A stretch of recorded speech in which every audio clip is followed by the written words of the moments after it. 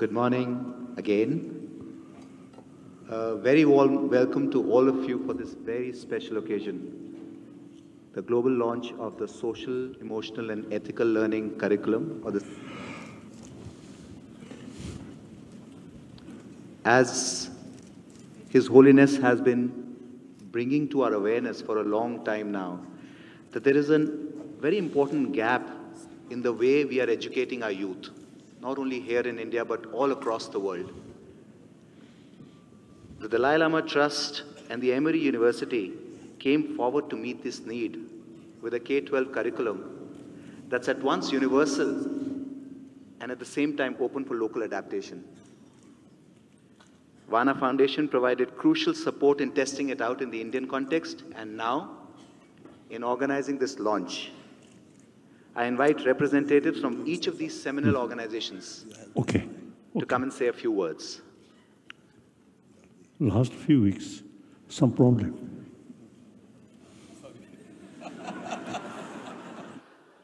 No secret, nothing. No, he says there is no secret. No, I'll tell you there is a secret. No, I'm just kidding. May I invite Mr. Tempa Sering from the Dalai Lama Trust?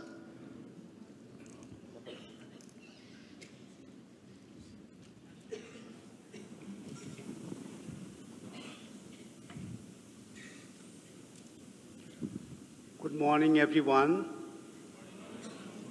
Your Holiness,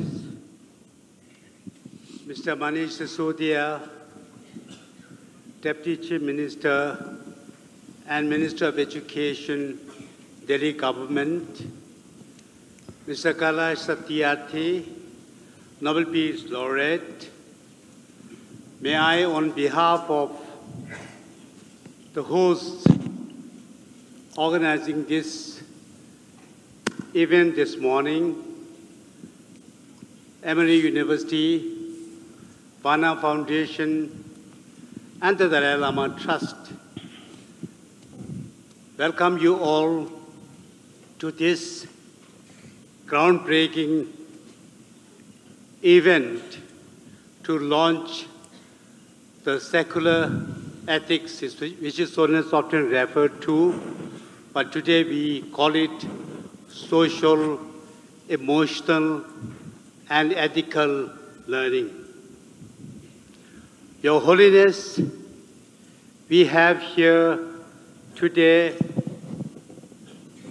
educationists, civil society leaders, philanthropists, and students from 37 countries, 104 schools. We have also here today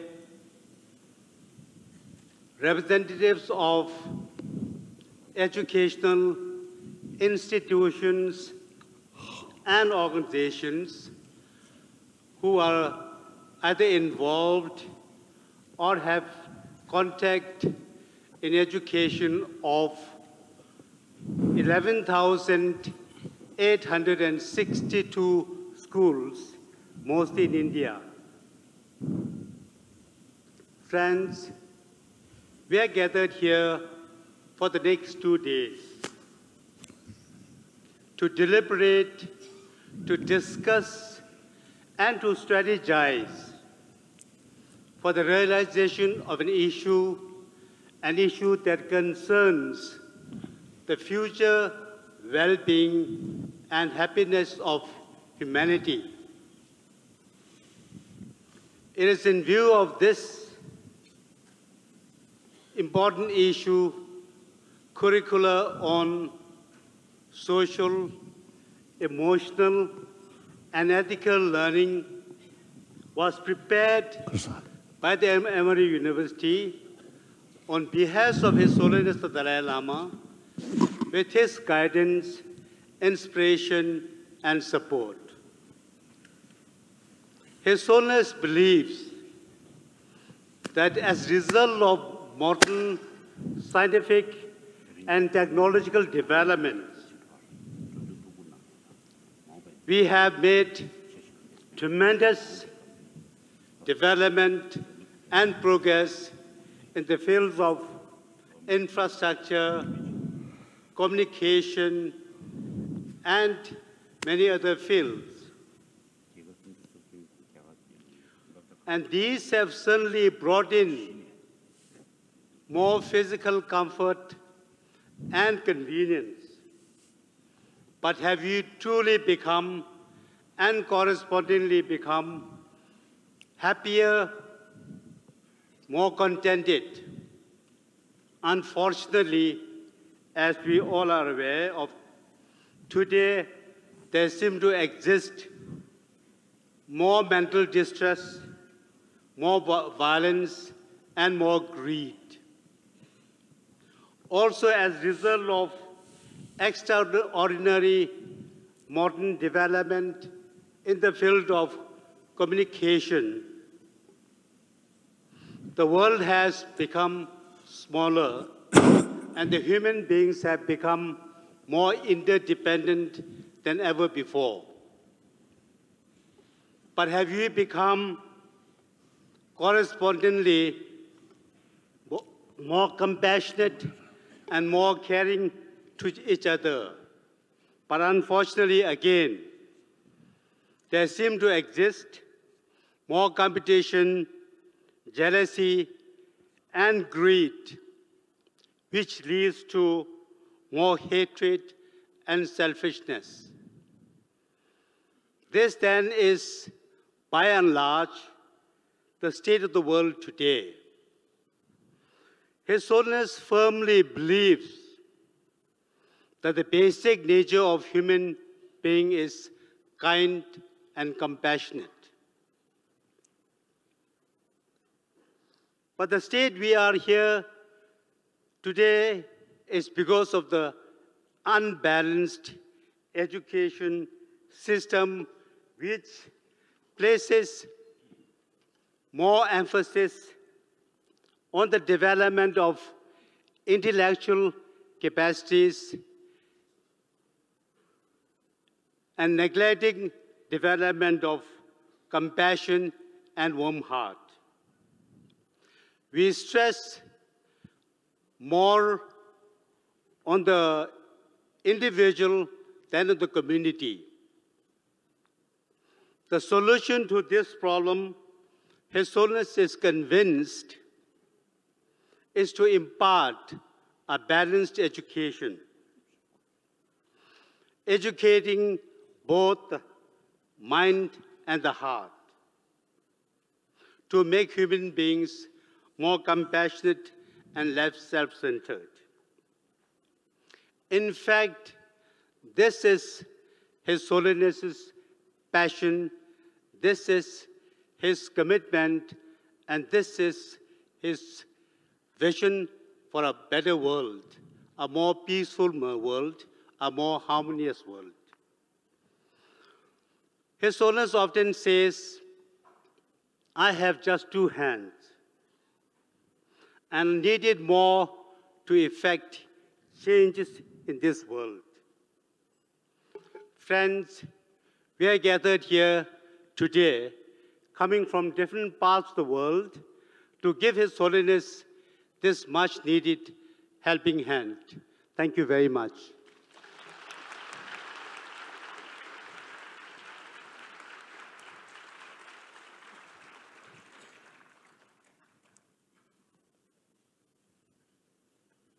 May I invite Mr. Veer Singh, founder, Vana Foundation.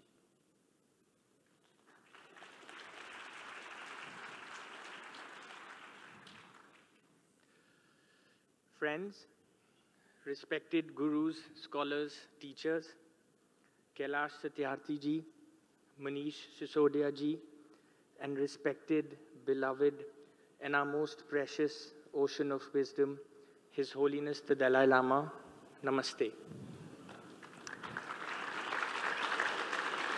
I am an insignificant piece in this puzzle, a mere child grappling with samsara. I feel fortunate to have been able to assist with this event and some of the efforts that led up to it in a small way. This most iconic and remarkable body of work, Sea Learning, deserves nothing less than the greatest admiration. But more importantly, it deserves to be used, applied, and positively exploited for everyone's benefit as much as possible. When I first read the Sea Learning framework and curriculum, I was awestruck by its quality, sensitivity, academic rigor, practicality, and global application. It is a testament to the tremendous hard work that Geshe Lobsang Negi, his wonderful team at Emory University, and many eminent advisors have put in. It would not be unfair to say it is amongst the very, very best frameworks of its kind. Whether you are an educator or not, I would encourage all of you to read it. And of course, it is yet another beautiful manifestation of His Holiness's profound wisdom, love, boundless compassion, care, and concern for us all. It is wonderful to have this event in India, one of the fountains of spiritual wisdom for the world, and the land of the Buddha Shakyamuni. We are here with one of his greatest teachers and practitioners, His Holiness the Dalai Lama, a son of India, as His Holiness often calls himself, a teacher I revere and love.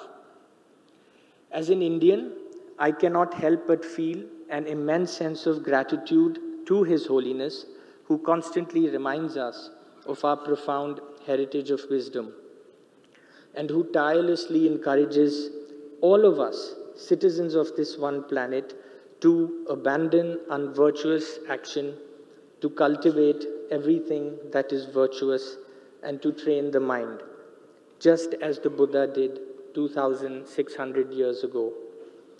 As an Indian Buddhist, I feel strongly that this ancient wisdom is as contemporary today as it was over 2 millennia ago. As life becomes ever more complicated, the earth ever more depleted, and the mind ever more overwhelmed, there is no better time for us to embrace sea learning. There is no better time to begin a thoughtful journey to help cultivate the right values in our young and to prepare their minds for life ahead. Vana Foundation is a young organization that works to inspire the study and practice of the Buddha's path to enlightenment and the revival of Indian culture and wisdom in whichever small way that we can. We are very limited in our capacity, and so I request all of you to push this initiative forward in India and all over the world. Welcome to all of you, and I wish you a wonderful 2 days together. Thank you and namaste.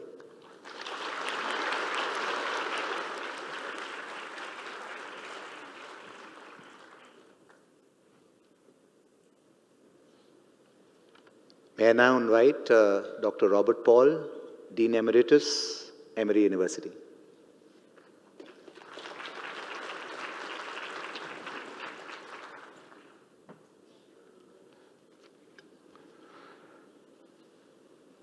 It is a great honor and a very great pleasure to bring greetings to this assembly on the occasion of the launch of the Sea Learning program from its co-sponsor and academic institutional home, Emory University, in the city of Atlanta, Georgia, in the USA.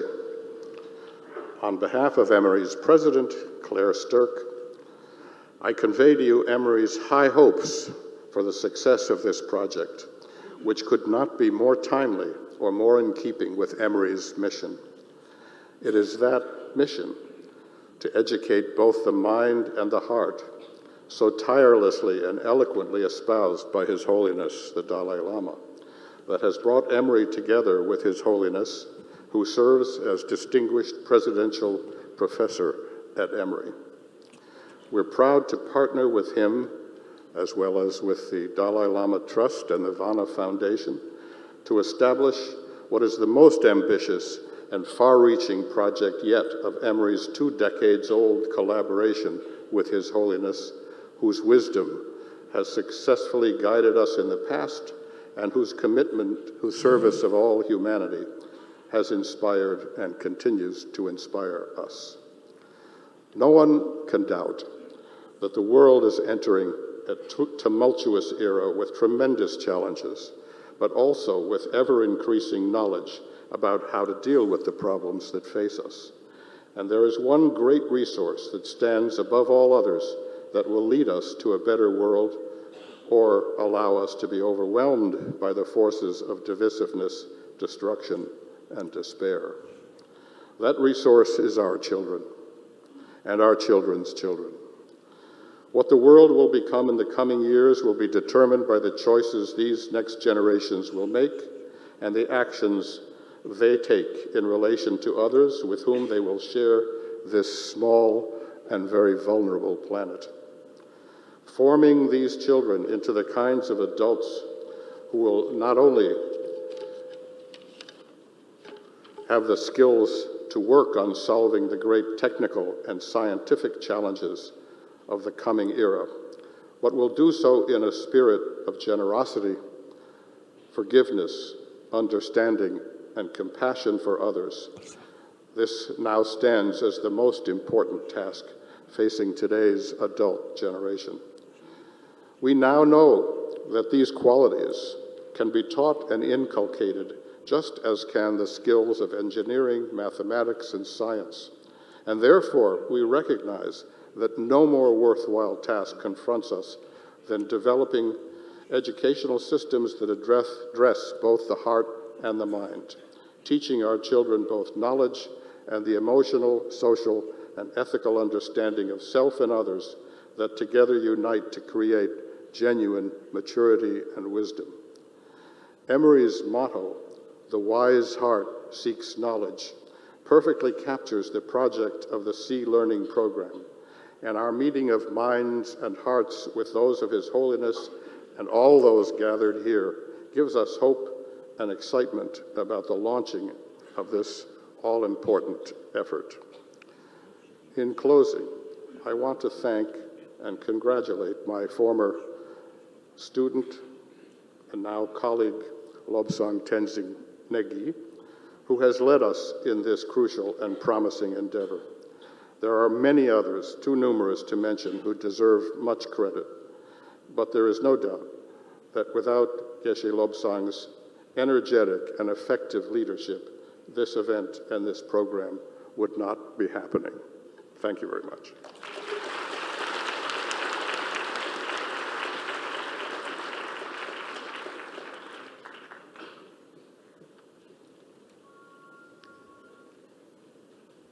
Center for Contemplative Science and Compassion-Based Ethics. It's a bit of a difficult name to remember. But as I deliberated about each of these words in the name and took in the import mindfully, it was not just not difficult, but so apt that this center at Emory University holds the central responsibility for developing this Sea Learning curriculum. I invite the Director of Center for Contemplative Science and Compassion-Based Ethics, Dr. Lobsang Negi, to come and share with us about the Sea Learning program. Are you going to do it from there? That's fine if you want to do it from there. People may want to see your face more clearly. It's up to you.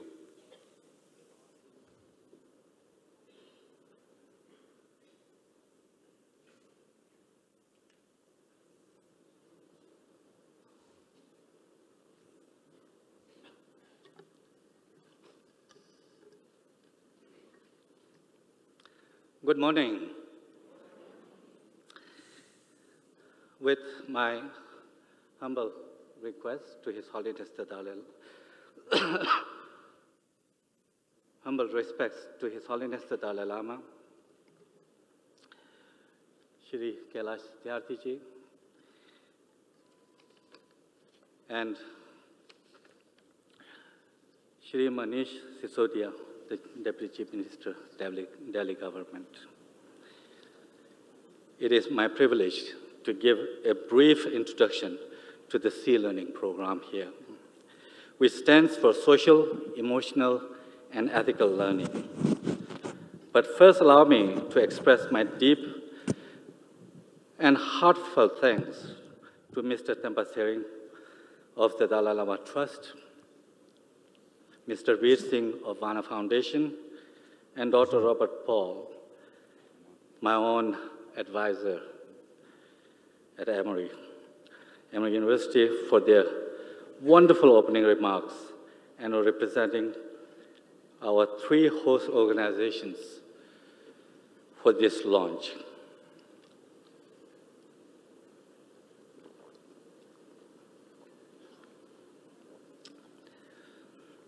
Please allow me also to acknowledge what a great honor it is to have the presence of His Holiness, the Dalai Lama, here to globally launch this program by unveiling the Sea Learning curriculum.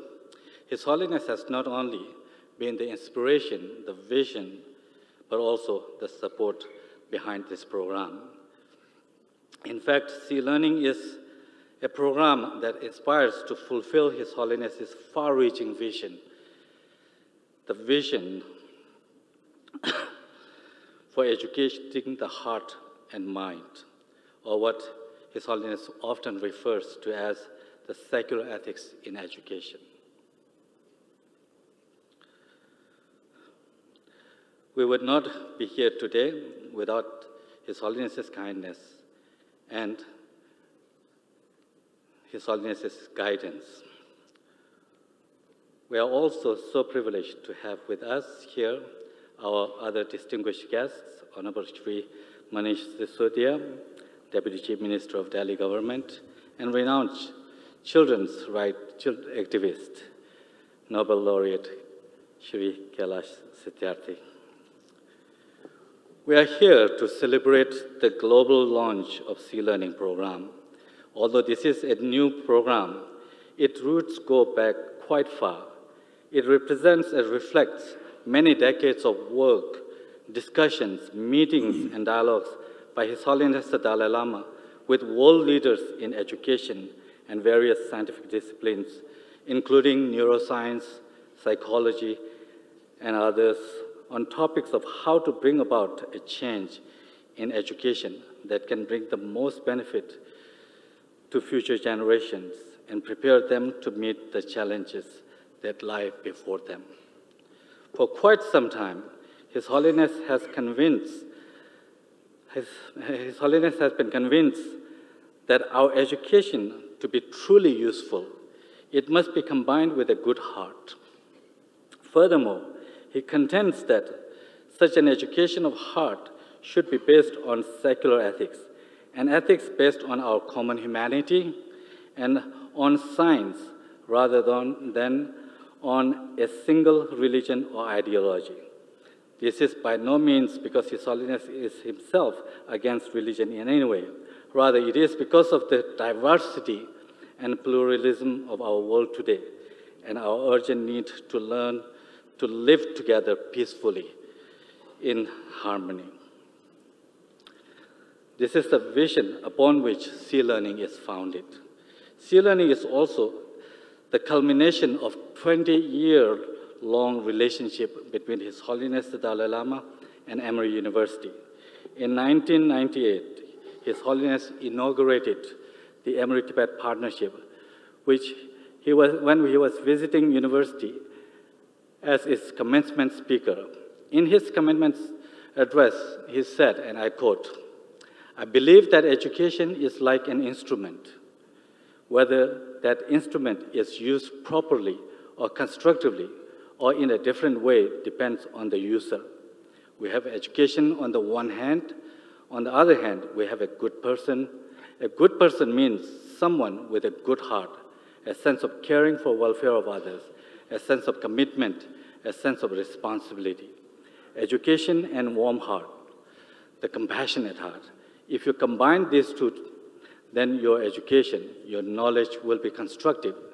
Then you yourself will be a happy person, and certainly you can make immense benefit for society and the betterment of humanity. That is one of my fundamental beliefs, that a good heart, a warm heart, a compassionate heart is still teachable. Please combine these two, And these were the words of His Holiness back in 1998 at the Emory campus. In statements like these, His Holiness made clear the need of an education of both heart and mind. Since his inauguration of the Emory-Tibet Partnership in that year of 1998, Emory University has collaborated with Tibetan institutions of higher education to bring modern science to Tibetan monastic education in the form of Emory Tibet Science Initiative, and has engaged in a robust research on compassion and its cultivation with its cognitive-based compassion training.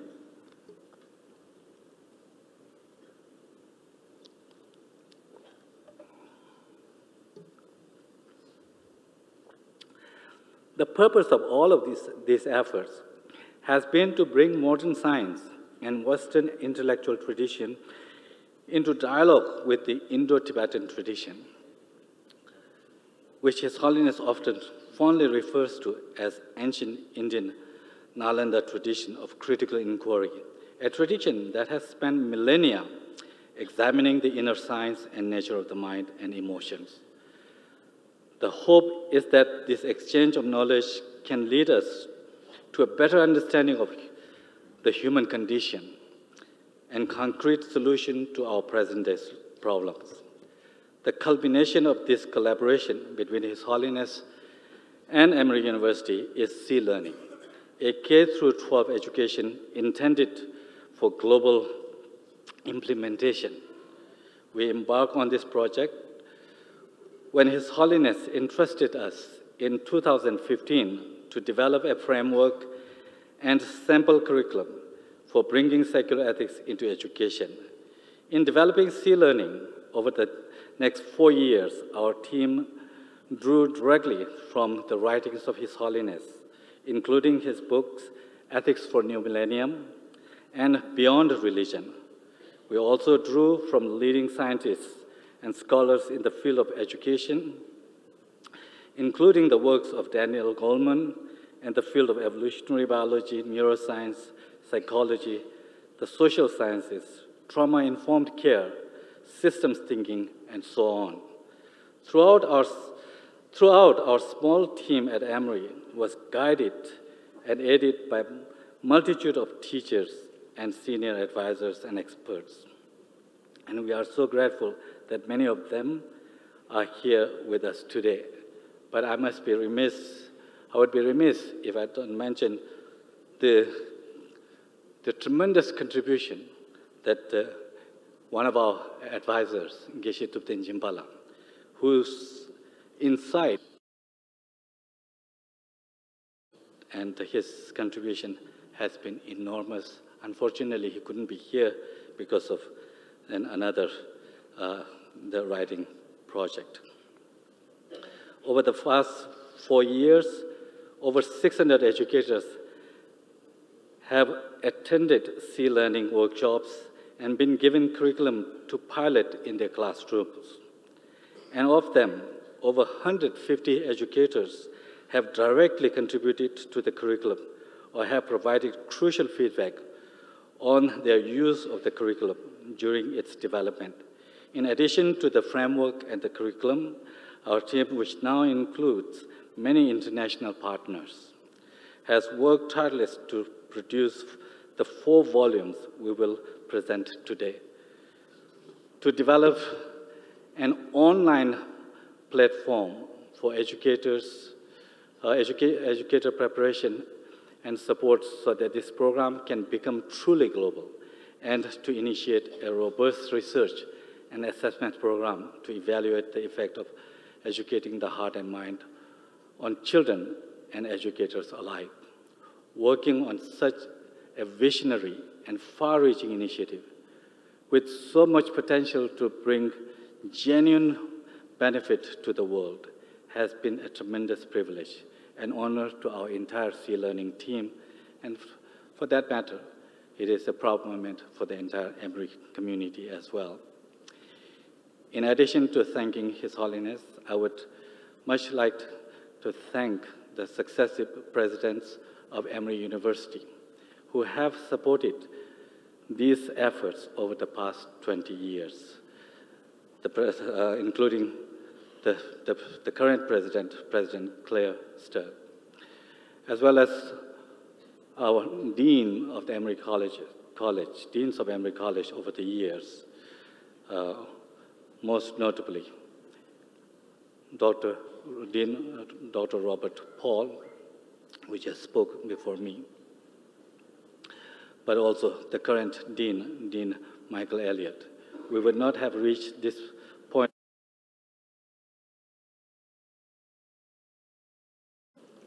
It is now my great honor to request His Holiness the Dalai Lama to formally unveil the 4 volumes of early elementary, late elementary, and the middle school curricula, and the Sea Learning Companion. It is our honor to also present these volumes to Nobel Peace Laureate Shri Kailash Satyarthi and to the Honorable Shri Manish Sisodia, the Deputy Chief Minister of Delhi Government.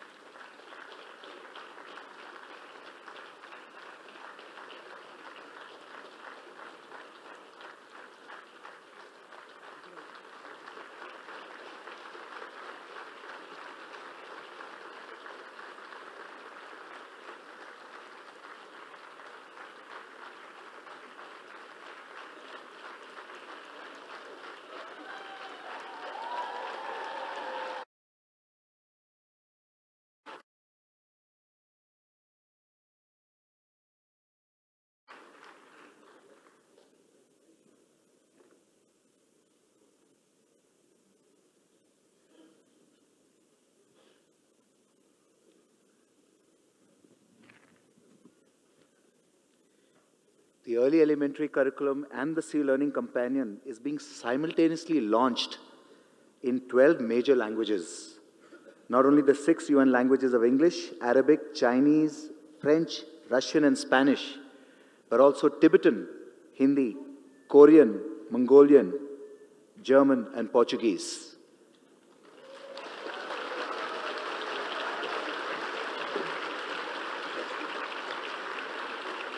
We are grateful to the many teams of translators, some of whom are present here, for doing this work.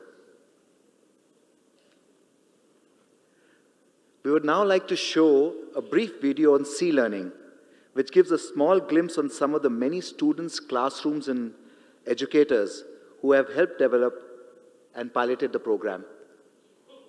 This video will be followed by opening remarks by Honorary Deputy Chief Minister, special remarks by Shri Kailash Satyarthi, and then the keynote address by His Holiness.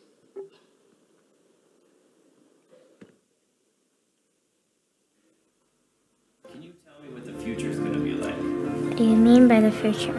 I don't know. I feel like the future definitely it'll have robots. People will be less mean to each other. I think everyone's going to become friends. I feel like it's a boomerang. So you give out the kindness boomerang, and then the kindness comes back to you. The Dalai Lama had this vision of being able to offer a curriculum for free to anybody in the world that gets people to think about what it means to be a good person. Our education system's set up to teach kids a lot of facts about the world, but not really how to make meaning out of those facts. The collaboration between His Holiness the Dalai Lama and Emory University led us to undertaking this new program called Sea Learning, Social, Emotional, and Ethical Learning. Sea Learning is many different initiatives in education together for the first time social and emotional learning, compassion and ethics, attention training, trauma and resiliency skills. You put all of it together, and then you put in some really hands-on activities that get kids excited. Sometimes I have some problems with my friends. I use learning to help me calm down. Every teacher feels frazzled. Every teacher feels like they're doing too much. Weaving Learning in makes everything else I'm doing work better. I think it's really exciting to hear that there's going to be an online platform. Having an online platform for Learning is a key. Teachers from around the world can get that training. It allows us to have that conversation and to learn from each other. I hope that in the future, my generation can change things, hopefully. I think maybe the world can be a kinder place. I was kind before, but now I'm kinder. Learning is about, first and foremost, bringing that inner change, being kind towards each other.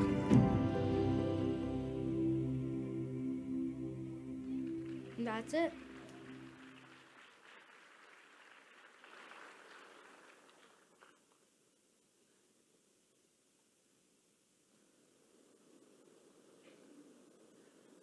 We have the honor of having in our midst the Deputy Chief Minister of Delhi and also the Education Minister, Mr. Manish Sisodia. The Delhi government, under the leadership of Mr. Manish Sisodia, has taken many unprecedented and path-breaking educational initiatives that have brought in a lot of changes here. It's been a talk of many parts of what is being tried out in Delhi. But not only that, what really warms my heart personally is how the boundaries between, the sectoral boundaries between government and NGOs and individuals have gotten blurred. We're all human. And it's opened up so much space for people from any walk of life who want to contribute to public education. They can come in and contribute. So Mr. Manish Sisodia, please.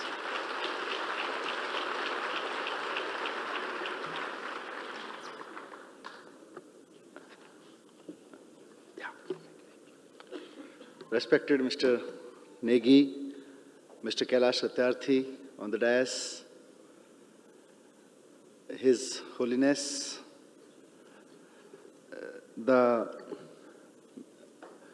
all the holy souls present in this hall, let me start by saying good morning to all of you. Good morning. Thank you very much. It's a pleasure indeed to be part of this historic ceremony of humankind. Because as an education minister, I can say, and as a human being, as a citizen, I can say that this SE learning course material is one of the greatest gifts to humanity. That's the only thing. Emotional and ethical learning is the only thing that we, all human beings on the earth, are really looking for, and really we want this today.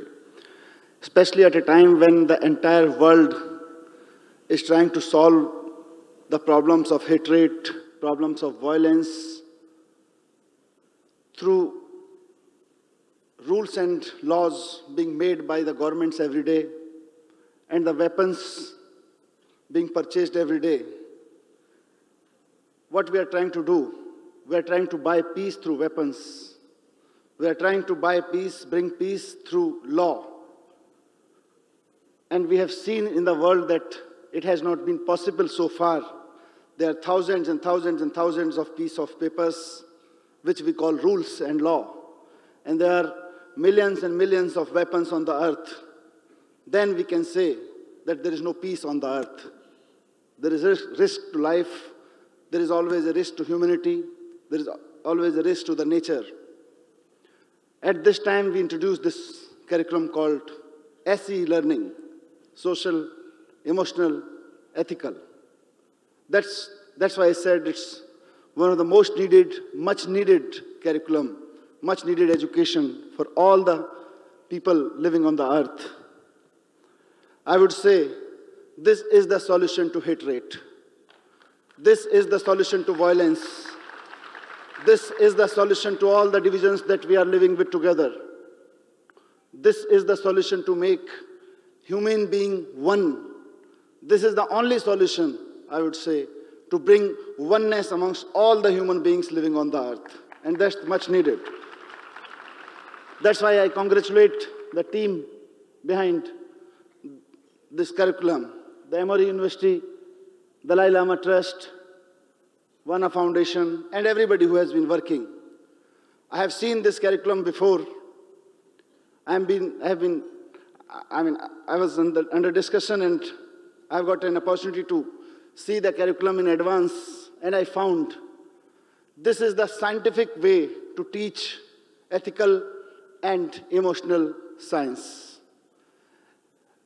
We can say, and we know from our histories, that there has been hardly any time on the earth when we have not been looking for ethical education or emotional education. We have been trying to do so earlier also. But unfortunately, all our efforts to teach emotions and values and ethics have been limited to preaching. You can't preach ethics. You can help the students, the next generations, to learn and live with ethics. This is the scientific way. It's as scientific as 2 + 2. As I say 2 + 2, I mean to say that everybody who knows 2 + 2 is 4. Whenever a situation comes and someone says 2 + 2 is 5, one can agree. All the people who knows 2 + 2 is 4, nobody can convince them that 2 + 2 can be 3 or 5 also. So it's as scientific as 2 + 2. That's why I said this curriculum, I have gone through this. And that's why I said I'm grateful as a human being, I'm grateful to the team who has prepared this curriculum. With the blessings of His Holiness and the team who has worked on it, Delhi government schools have already been blessed by a curriculum called Happiness Curriculum. It has been, and I won't hesitate to say that many of the things that we have been teaching in our schools in last 1 year in the name of Happiness Curriculum, we have borrowed them from the teachings from His Holiness. Most of the things. And the results are tremendous. On 2nd July 2018, His Holiness blessed us, all the government teachers, all the government principals and students, by His presence and by His words. And under His leadership, we introduced this curriculum called Happiness Curriculum in our schools, 1,000 schools, 15 lakh students, 1.5 million, I can say, students. Every day practice mindfulness meditation at the beginning of the school. And there are stories, there are activities under this curriculum daily. It's the daily class happening. This is one of the most, I can say, largest experiment being done on emotional and ethical learning on Happiness Curriculum. As I said, 15 lakh students every day take part in these classes in all our 20,000 classrooms in 1,000 schools. 20,000 teachers every morning takes happiness classes in our schools. Mindful meditation, activities, stories, and results are, as I said, tremendous. I'll just put 1 or 2 small anecdotes before this house so that one can understand where this C-learning can lead to the world. And it's better that we adopt this. All the schools in all the countries should adopt this as soon as possible. I'll just give you 2 anecdotes from my classrooms.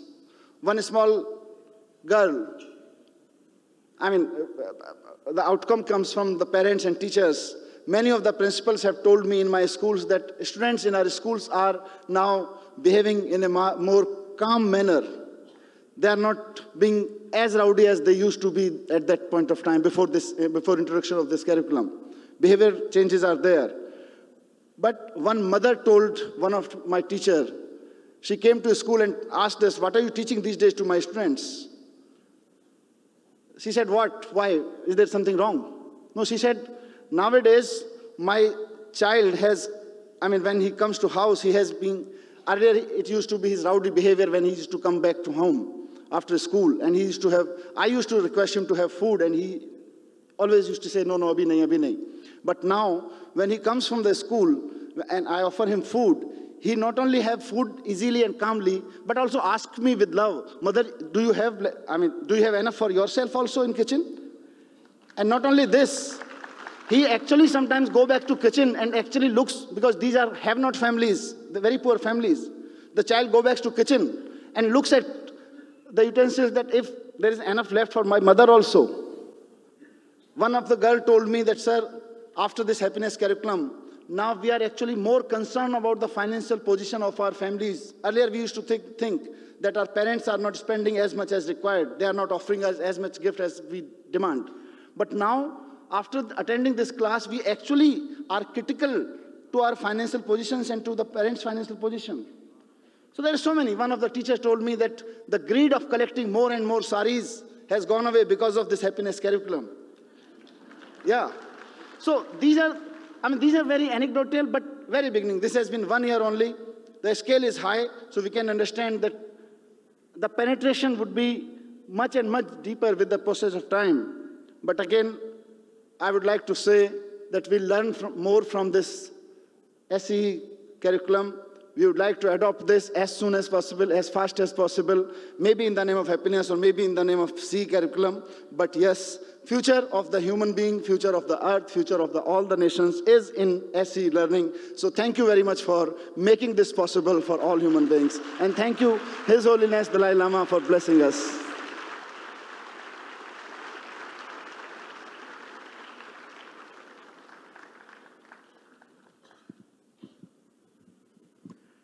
A name that needs no introduction, Nobel laureate who's been doing India proud.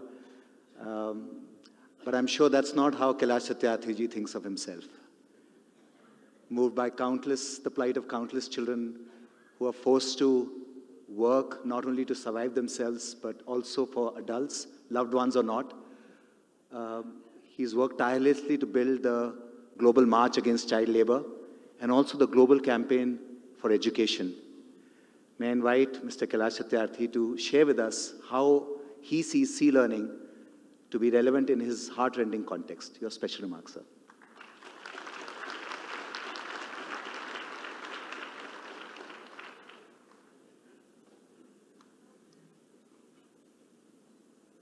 My dear children, Your Holiness, brother and friend Manish ji, Ram Pavan ji, dear sisters and brothers. These organizers were very clever. They put two machines, one on His Holiness and one on me, so that two of us cannot make noise. Actually, I recall when my Nobel Peace Prize was announced,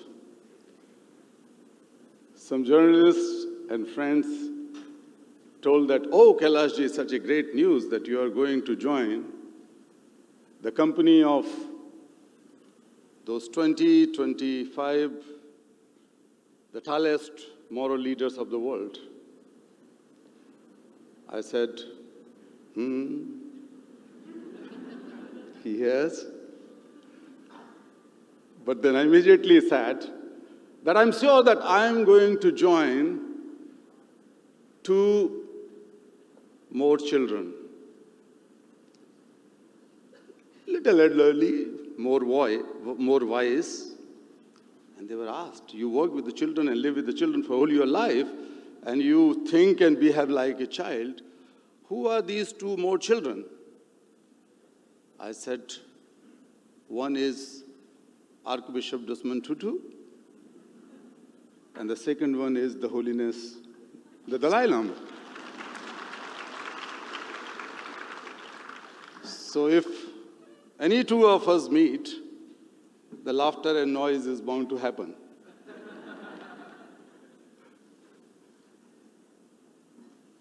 Let me tell you that when I enter in this hall, I feel like I'm swimming in the ocean of compassion. Your smiles emits compassion and love. and kindness. I don't know your positions, your academic qualifications, but one thing I can tell you, that you have brought tremendous positive energy. And I can also see many people from many other parts of the world. I welcome you in India.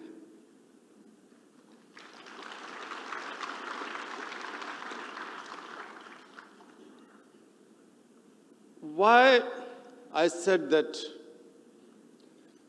he is a great mentor, motivator, and a friend like a child. Because for me, childhood is not an age.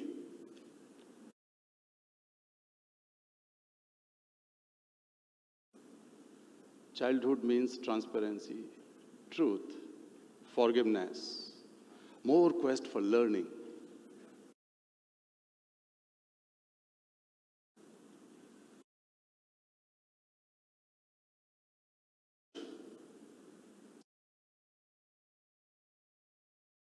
The world is much more beautiful, much more lovable.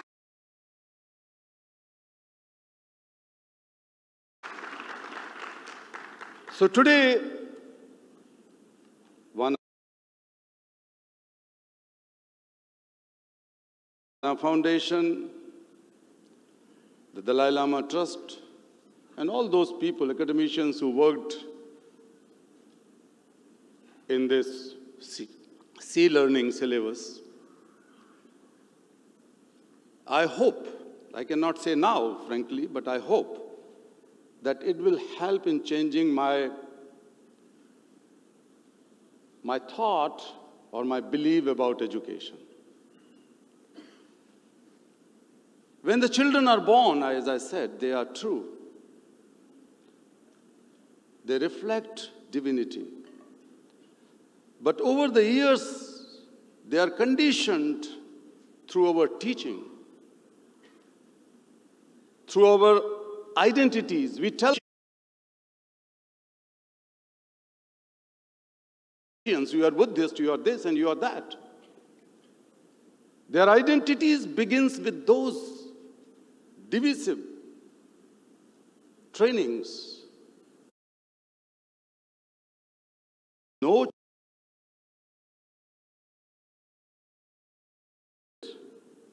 We teach them to be Hindustani, Indian, Pakistani, Bangladeshis, African, American. No child.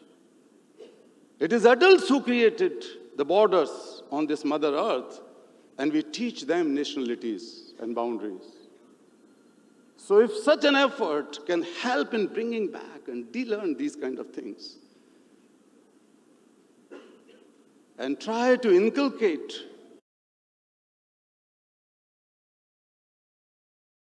and I'm sure that those who worked on it might have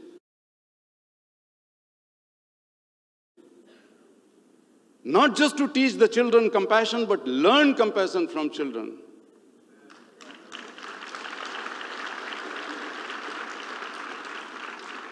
In all my life, in 40 years, 50 years of my work with the children, I try to learn. Only last week, actually this week on Monday, I was sitting with a group of children whom we freed a week before from slavery. They were all trafficked from Bihar to work in Delhi, in the capital of this country, as slave laborers, trafficked ones. 9, 10, 12, 13-year-old. They worked in toy making, in fact, the car making. They were making plastic cars. The youngest one told me, when I asked that, did you ever play with these cars? He started crying. He said, no. I was not allowed to play with those toys. But yes, I used to play when I was a child, because his sense of childhood has been lost. He says that I used to play with the pieces of stones in my village, and now we are beaten up if we try to play with those. When he started crying, before any teacher jumped into him, a son started kissing. Here you learn compassion. You can learn compassion from children. You can ignite compassion through that. I'm not going to speak much about it, but let me underline a few things.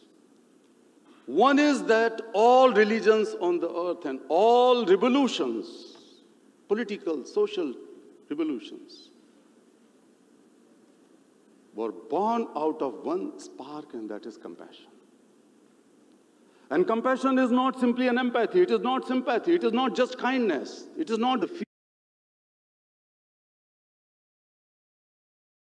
feeling for the suffering, and then a drive and desire to change that situation of suffering. A lot of work, a lot of research has been done on it. And I'm happy that more research is being done. But let us go back to our children. Let us learn from our children. Today, when I'm standing here, in India, in my country, one child would be raped or sexually abused in 15 minutes.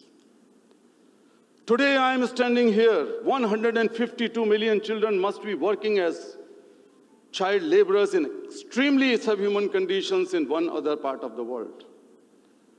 I work across 150 countries for last many decades. When I sat with a child who was badly injured working in a cocoa bean farm field in Ivory Coast. And when I asked that ingredient of chocolate, he looked here and there and asked other children, what is chocolate? And then all of them said, they have never tasted chocolate. I sat with a girl, 7, 8-year-old girl, tiny girl who was stitching footballs, and each time when she made a mistake, she used to suck her blood. And I asked that, my daughter, I assure you that I will free you one day. What is your dream? She said, what is dream? I said, khwab. What is khwab? I said, what do you want to become one day? She said, just one thing. I wanted to hit the proper football. I wanted to play with the football. This is the world we have created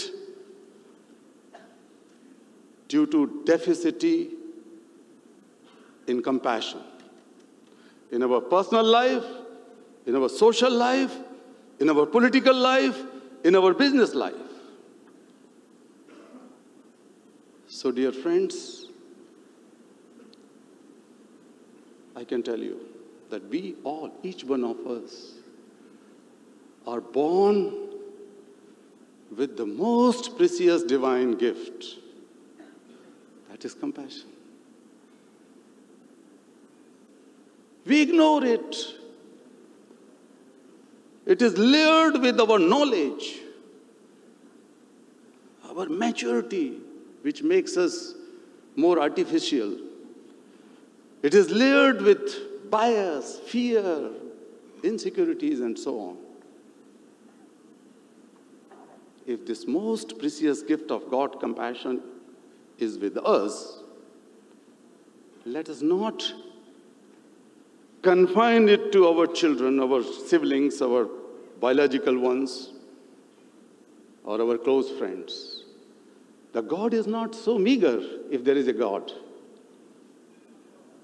Then this God has given ocean of compassion, and we all can fit into it. We all.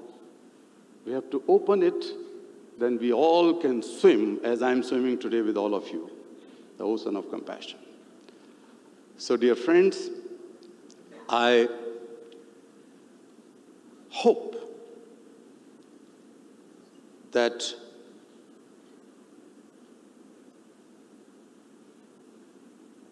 compassion become the way of life. A life, you need not to learn it, it should be the part of you. Let us see that how we can inculcate making business, which is killing humanity, which is killing planet and everything. Business with compassion. Let us think of politics with compassion. We have seen that how the politics has been degraded. Look at their faces. Listen to their speeches. Anywhere in the world, the whole soul of globalization is squeezing. We are becoming more and more localized. Look at those politicians. Let us do politics with compassion. Let us promote politics with compassion as a human being, as a citizen, as a civilians and responsible people. This earth, this planet belongs to you.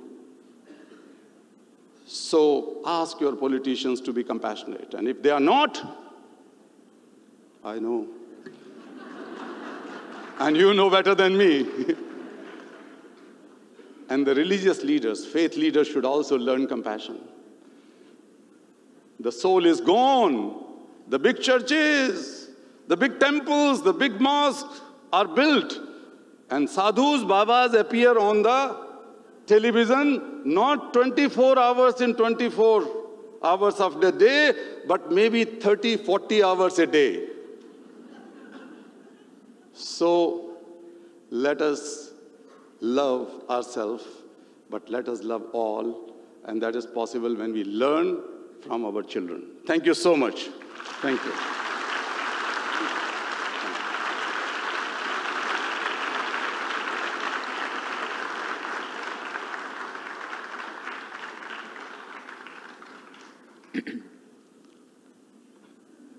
Kailashi, as you were speaking about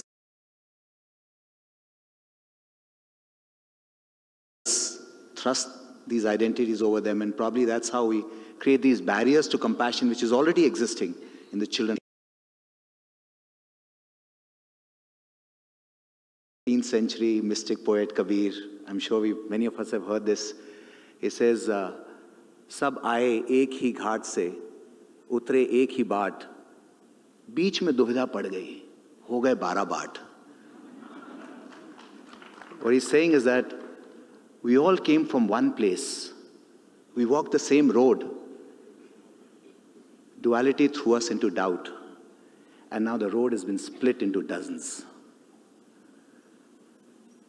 His Holiness, whose heart beats in compassion for the 7 billion plus humanity that's often caught up in these narrow identities of its own making, whose vision that is at once universal and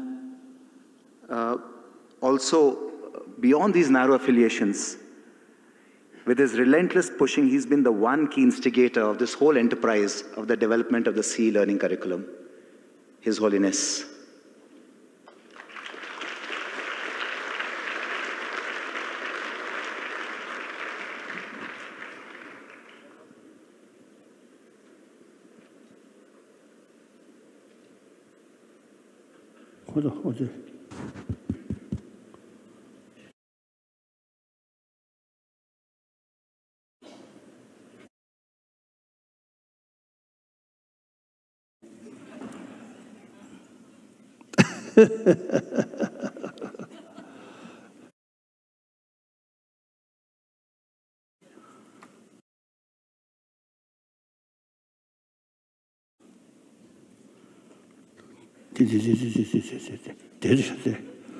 All those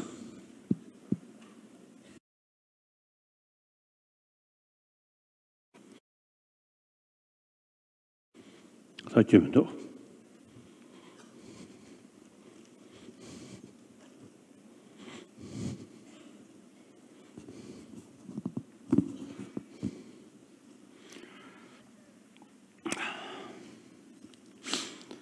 Respected brothers and sisters, indeed, I am one of the 7 billion human beings. So this kind of gathering, thinking or discuss well-being of humanity, I very much appreciate. Then,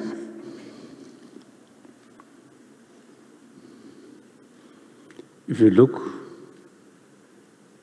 last, I think, 1 billion years since sun developed 5 billions.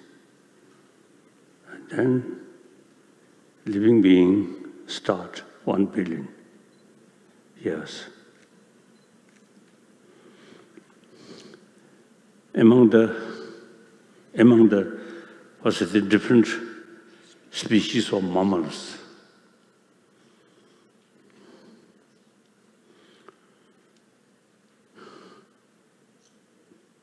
I think we human being most mischievous.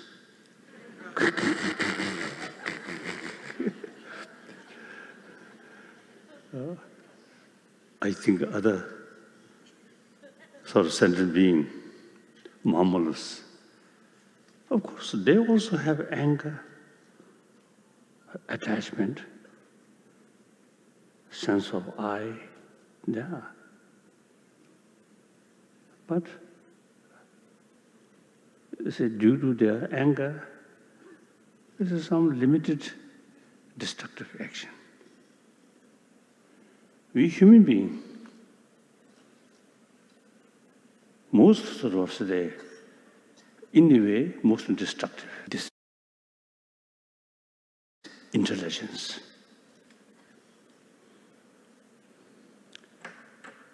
So, our intelligence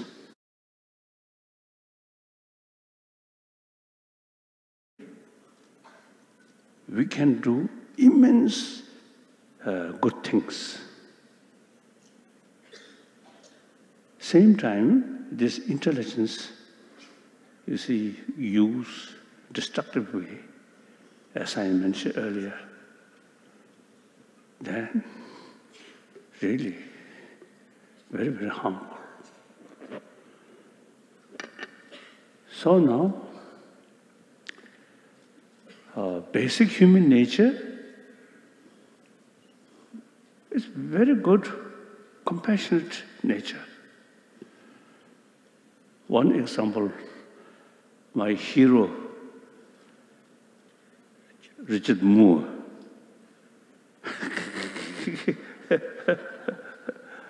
When he, the Kasa, such the Kasa.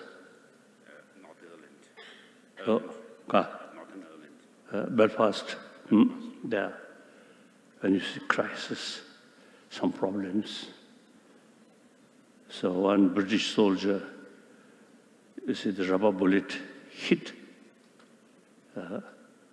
on his sort of forehead.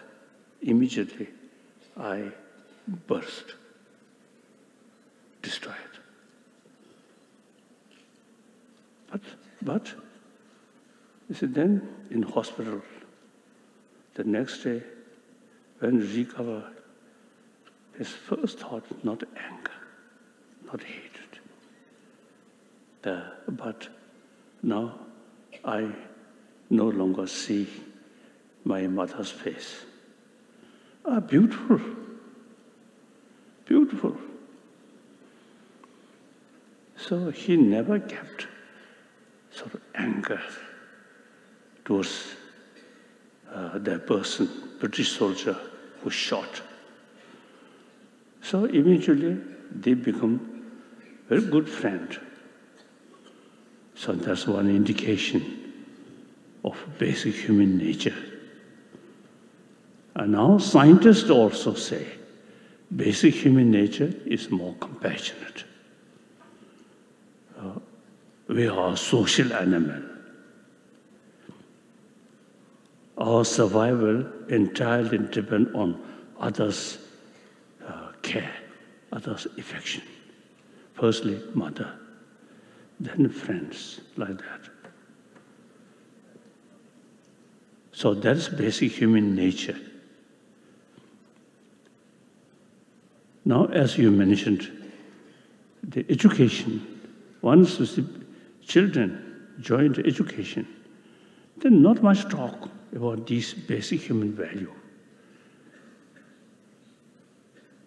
Just as today's modern education is very much oriented about material value. So then, children, you see, nature, good quality becoming more dormant. And this brilliant brain combined with the destructive emotion.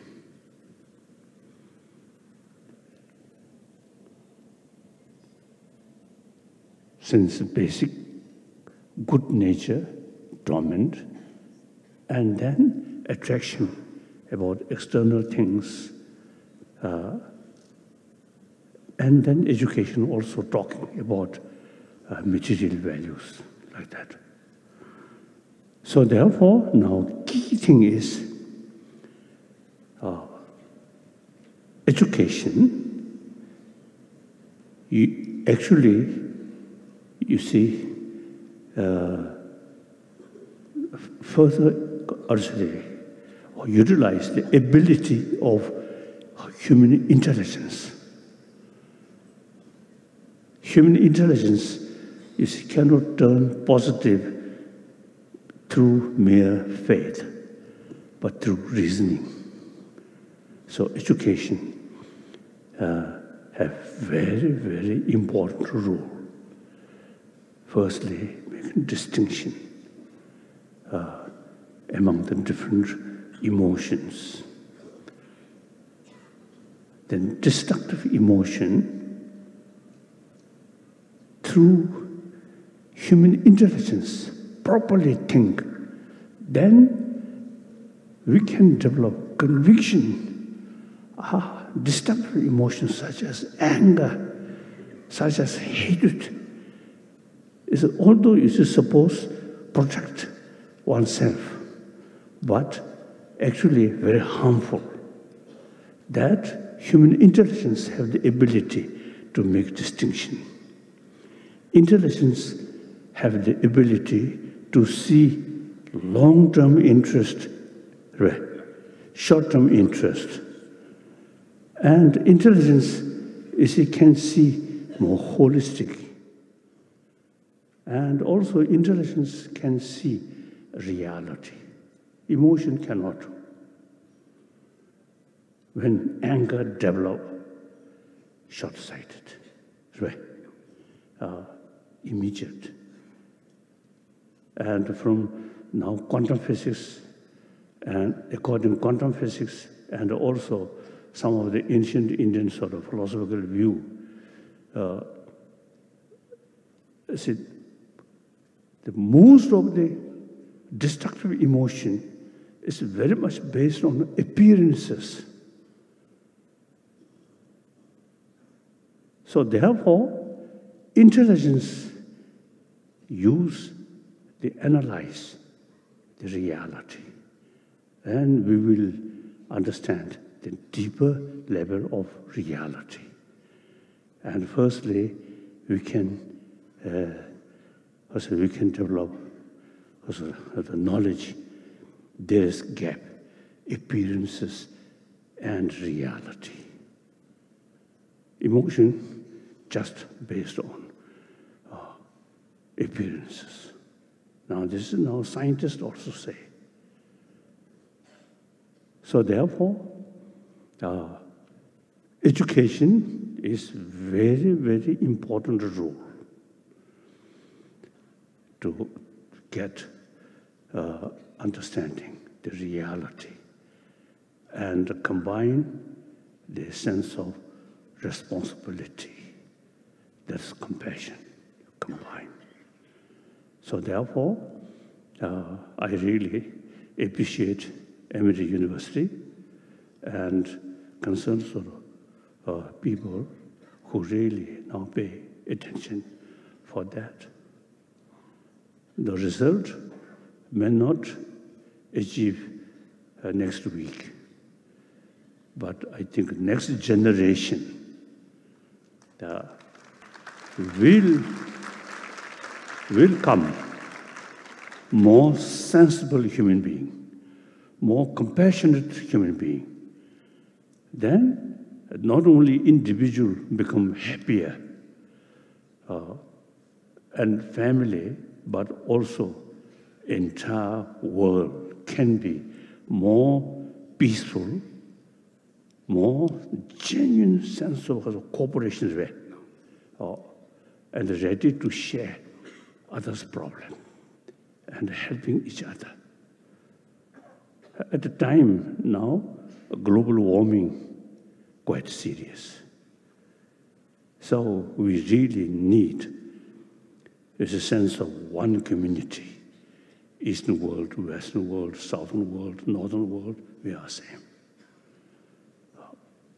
So as you mentioned, so we too much emphasis on differences, on because of nationality and races and religious faith.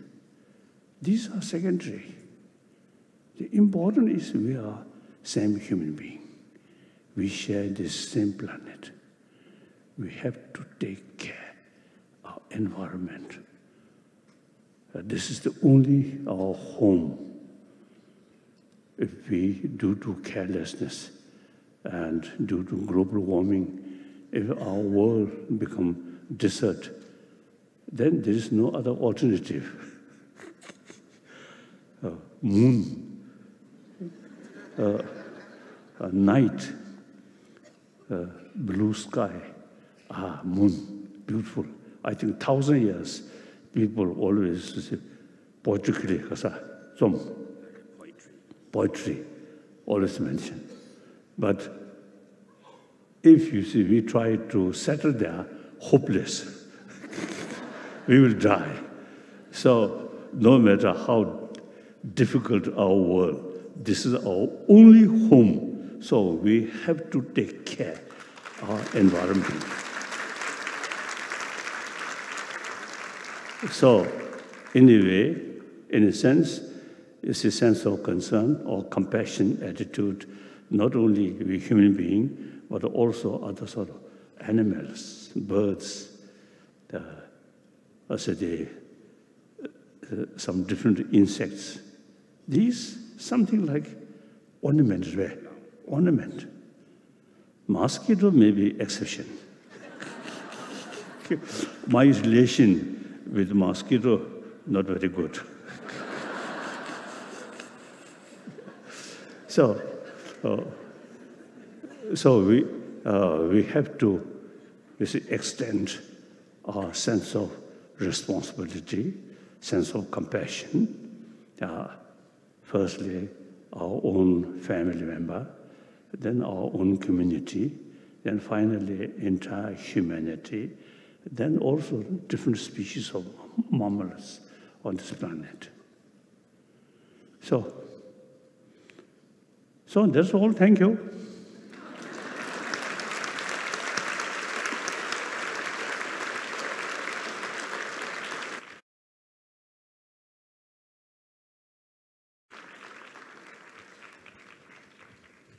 Thank you. Great. Thank you.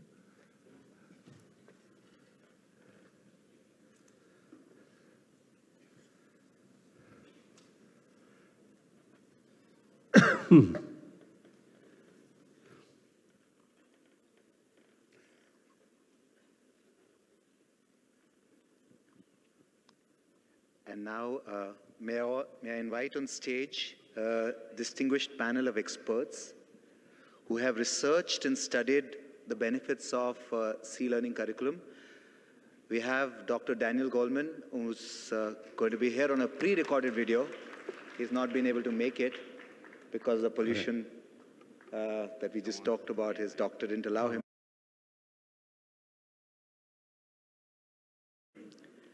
Dr. Robert Roser, Dr. Brendan Osawa de Silva, and Mr. Aditya Natraj. We have Dr. Lobsang Negi in the chair. Dr. Negi, as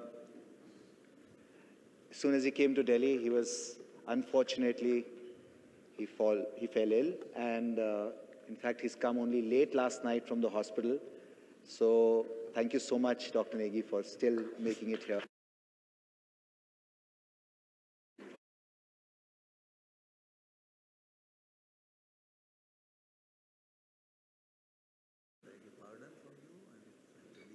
Oh, it's okay.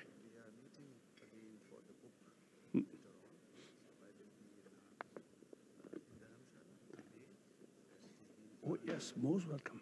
Most welcome. Yes, yes. Okay, thank you.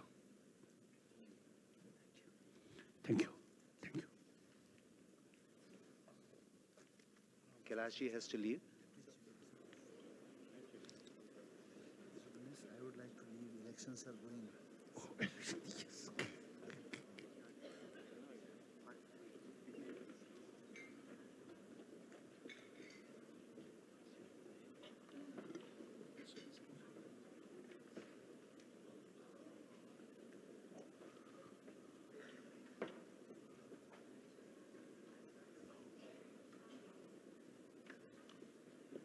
This is your.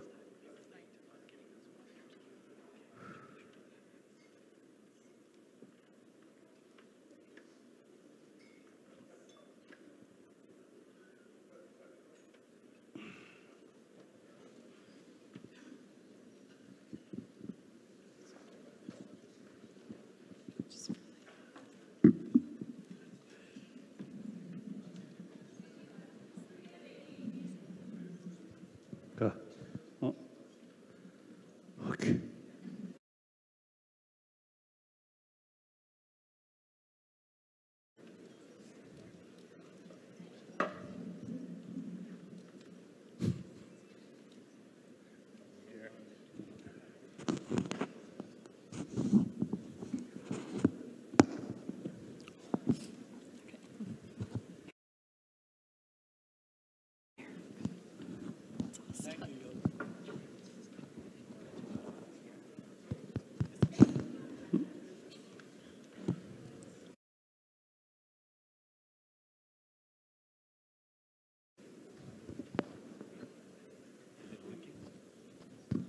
Is it working?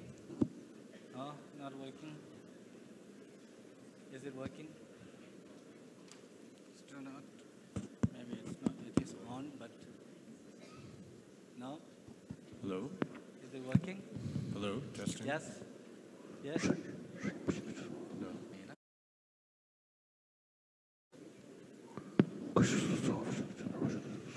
Is it good? Better? For such an inspiring speech. And that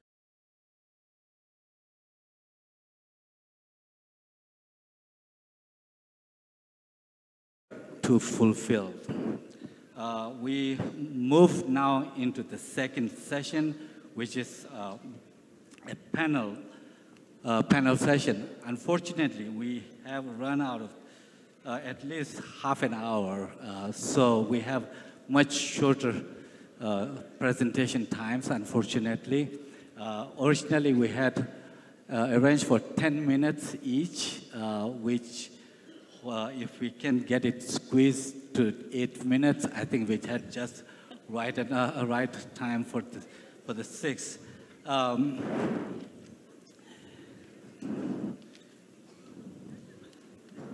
So we will now move to the first panel, titled Educating the Heart and Mind, Mapping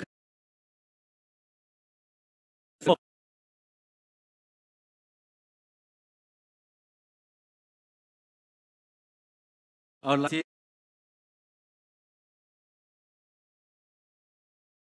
who are our senior advisors for Sea Learning program, Dr. Daniel Goldman and they very much wanted to be here, but they expressed their regret personally to you, Your Holiness. Dr. Goldman and Ms. Lentieri are two of the foremost leaders in the world of social and emotional education, and they are the two of the co-founders of the collaborative of social emotional learning. So the absence is, of course, felt very much. But even though they cannot be here physically, but thanks to the technology and so forth, they will be here electronically. They have recorded 2 brief messages. So, Your Holiness, we will start first with the message from Dr. Daniel Goldman and Linda Lentieri, and then I will introduce our panelists to present their presentations.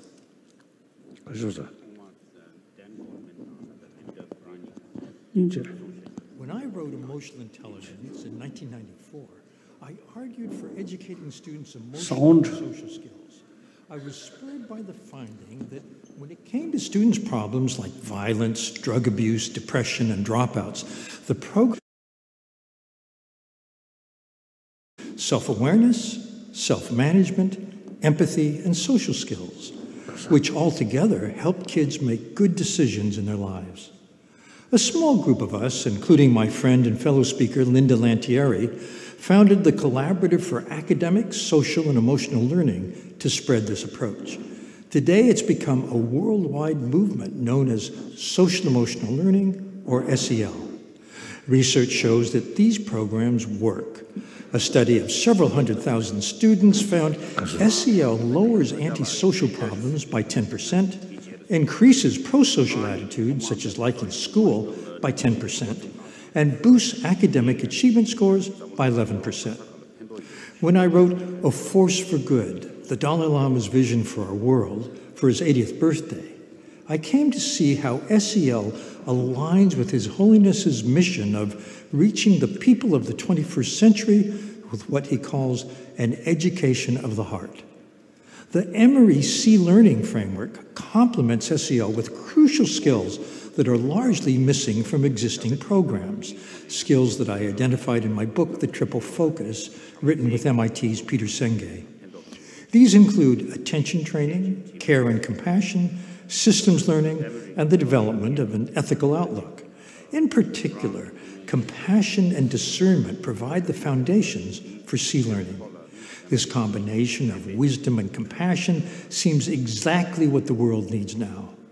There's a saying, compassion without discernment is blind.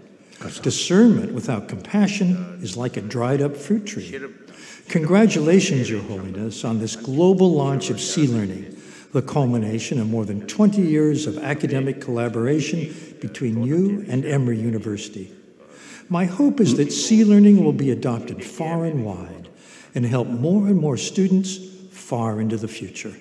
It represents SEL 2.0.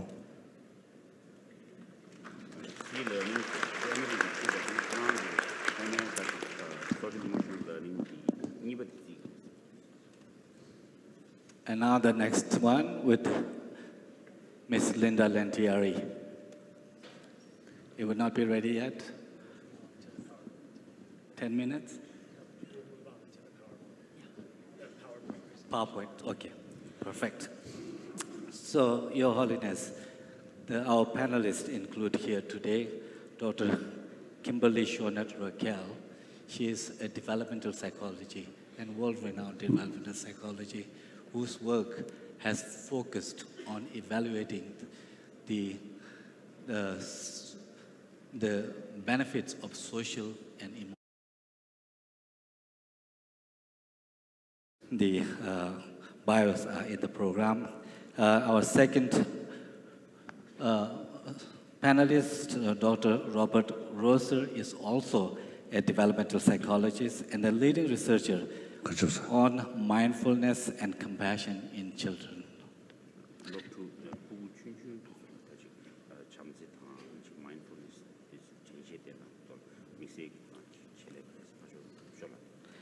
And we have with us also my colleague, Dr. Brendan Osava de Silva, a member of Sea Learning team, in himself an emerging polymath, really a brilliant scholar, and he will be presenting this Emory Sea Learning.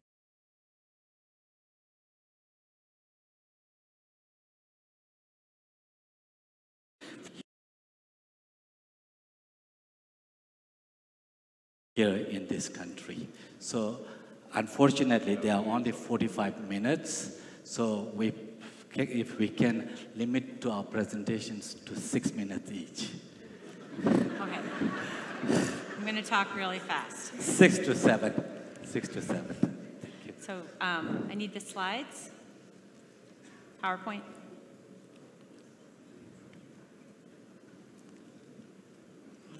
I'll start first. Good morning, Your Holiness, and good morning, everyone. It's such an honor to be here this morning at this momentous event in the world, the launch of the Sea Learning curriculum, which is really a dream of mine, and I know a dream of yours. And your work has inspired my own work for so many years as a professor and first as a teacher, where I wanted to learn how to educate the heart of children. Am I just waiting? Oh, there, but I don't think I can see it here. Okay. Okay. I will have to. Oh, there we go. So in the next 6 to 7 minutes, I'm going to share with you some of the recent science behind social and emotional learning and really prepare the groundwork for why we need to have the Sea Learning curriculum. Here's a quote that you might be familiar with. Educating the mind without educating the heart is no education at all. This quote was said by Aristotle centuries ago, and it still rings true today. But I'll tell you something that's different right now. We now have the science that supports it.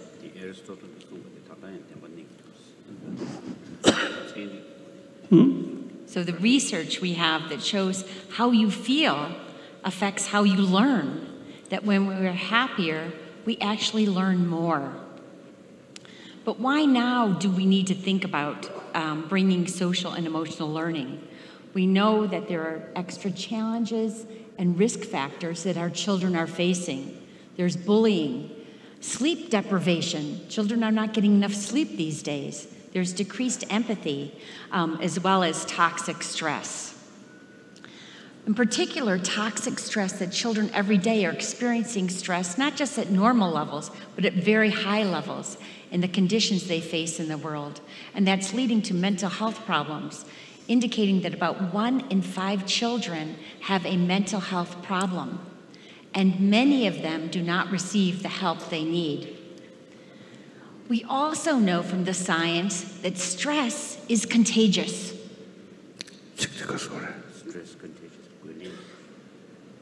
So even if I'm not stressed, but I'm around a group of people who are highly stressed, I will catch it. I will feel highly stressed. And to look at this, we've done some research looking at teachers in the classroom and asking them about their stress and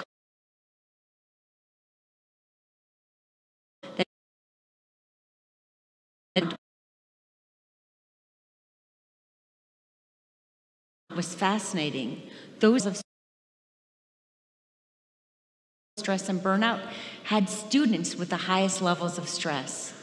So this idea of really educating the heart of children will not only affect the children, but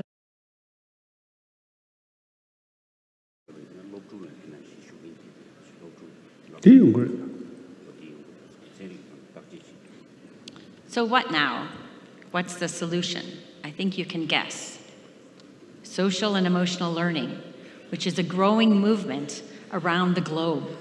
That in fact, when you start look at social and emotional learning and look at what different countries are using social and emotional learning programs, there are 34 countries. But I heard today that there are 37 countries, so that is growing. So there's probably some countries we've left out. Now, what matters in terms of the science behind social and emotional learning?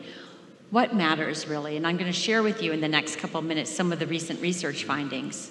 Number one, we know we can teach these skills. They are malleable through neuroplasticity. When I was a student in graduate school, learning to be a professor, we used to think that you could not teach empathy. I was taught these are traits that cannot change. We now know you can teach them.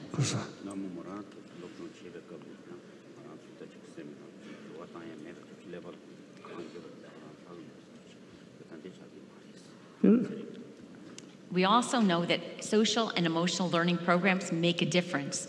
They increase well-being, they increase both short-term and long-term positive effects. So, for example, CASEL, or the Collaborative for Academic, Social, and Emotional Learning, researchers there did a meta-analysis of hundreds of studies with 270,000 students. And they compared the students who had a social and emotional learning program to those students who did not. And what they found is that those students who had a social and emotional learning program not only became more socially and emotionally competent, had more positive attitudes, they decreased in their emotional distress or destructive emotions, but they also increased in their academic achievement by 11 percentile points. So now in education, if teachers say, if educators say, we don't have time to do social and emotional learning because we have to do the academics, we can now show them this, that actually when you do social and emotional learning, we actually increase the academics. We've also learned that we've underestimated children's capacity for compassion. You've heard from other scientists that we are now saying that compassion is basic human nature, that we are born with this. So I'm going to show just a very short video, very short, geshe-la, but I first have to give you a bit of context. In Mexico, when children have a birthday party, they have something called a piñata, and they make a kind of a toy.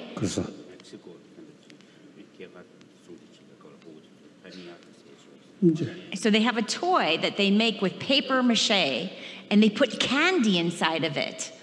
And what they do is they then give the children a stick to hit the paper mache to break it open so all the candy will fall out.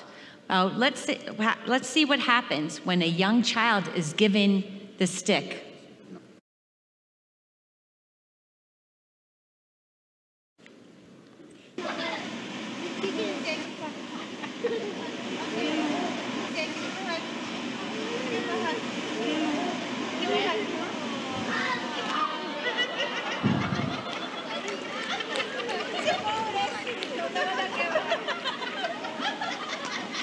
Again, illustrating that kindness is basic human nature. The last finding I'm going to share is that we now know that helping others not only promotes happiness, well-being, but also health. We did a study, I just like this slide. I just wanted to make all of you happy, because happiness is also contagious. So we did a study looking at if volunteering among teenagers helps promote their cardiovascular health. And we randomly assigned students who went after school to help little children for 10 weeks and compared them to children who did not. And we looked at their cholesterol and their other dimensions of body mass index. And what we found, those students who volunteered decreased their risk for heart disease. Oh, good, I'm almost done. Okay, the last finding. We also know from the research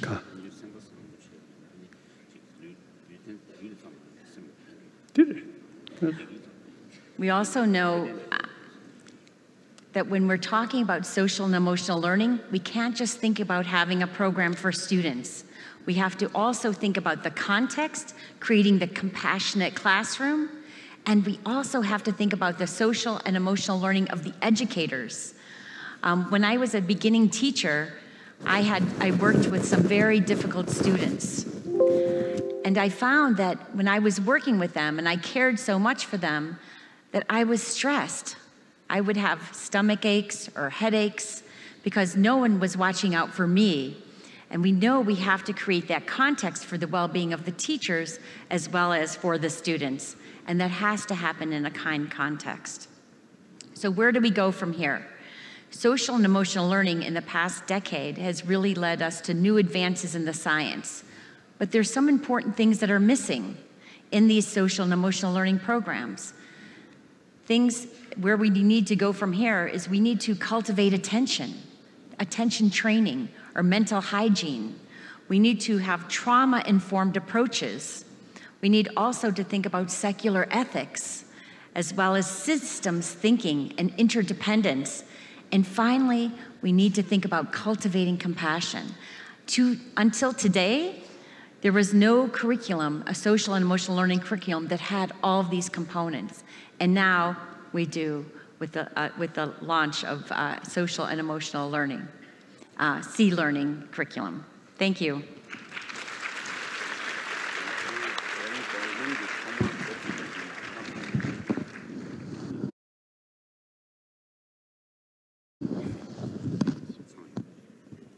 Thank you so much for finishing it just right at this time. And the next, now we have Dr. Rob Rosser.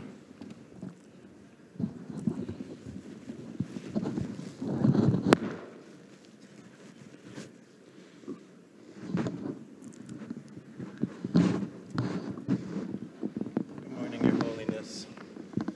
It's a great joy and an honor to be with you again and to be with Geshe La and the C-Learning team and all of the educators assembled here and around the world. This is quite an auspicious occasion. And so what I would like to do is just talk briefly about the science of compassion, which really forms the foundation of C-Learning. And I'll try to be quick. As you're well aware, Your Holiness, from your conversations with scientists, over the past 2 decades, a new science has emerged around compassion that challenges some of our long-held notions about human nature, as you mentioned this morning, revealing that the good in us is just as intrinsic to our species as, quote-unquote, the bad. We now know that cooperation, care, and compassion are at the heart of the human being, given our mammalian lineage, our mammal ancestors, and also, as you said, millions of years of honing our intelligence, our reason, and our imagination. I also just want to say thank you to yourself and to India for being a storehouse of ideas on the human being and the prospects for personal and social transformation. As you've said, the Sanskritic traditions of this great land are a jewel and a resource for the whole world. And I think many of us have come here because we're inspired by your leadership and the notion that we could create an education that is both for one's own liberation and for the good of the world. And I think C-Learning represents an important milestone in that journey. So we just want to thank you for your leadership and love in that regard. One of the basic hypotheses that you've talked about, Your Holiness, is that compassion is not only good for those that we are compassionate towards, but is also a royal road to personal flourishing. And I just wanted to share a recent study that analyzed 27 other studies. It was about 1,000 people. And this analysis revealed that, in fact, when we help other people, the data shows that the help giver is also benefited in terms of their personal well-being as much as the one who is receiving help. As you yourself have said, if you want others to be happy, practice compassion. And if you is catching up to provide some corroboration of that beautiful idea. As Kimberly said, one of the things that's been missing from the first generation of social-emotional learning programs, despite the fact that this is a royal road to flourishing, is this important skill of compassion, which we now think about in terms of receiving compassion for others, caring for oneself, as well as extending care to others. Well, what is compassion? This is sort of like bringing coals to Newcastle. As you know, compassion is a complex mental state endowed with a sense of concern that focuses on others with a wish to prevent or relieve suffering. And the science has really begun to identify the constituent skills of compassion that represent the aims of our educational endeavors, like in C Learning. And so we now know we must recognize suffering. That is, we must be mindful. We have to understand this idea of shared humanity, that suffering is universal. We have to, in some ways, feel or understand the other's suffering and be able to tolerate that. And then there's this idea of being motivated to relieve this suffering and hopefully having some skills and knowledge regarding what to do. And as Kim said, we know that each of these component skills of mindfulness, empathy, emotion regulation, and kind motivation can be cultivated. I'm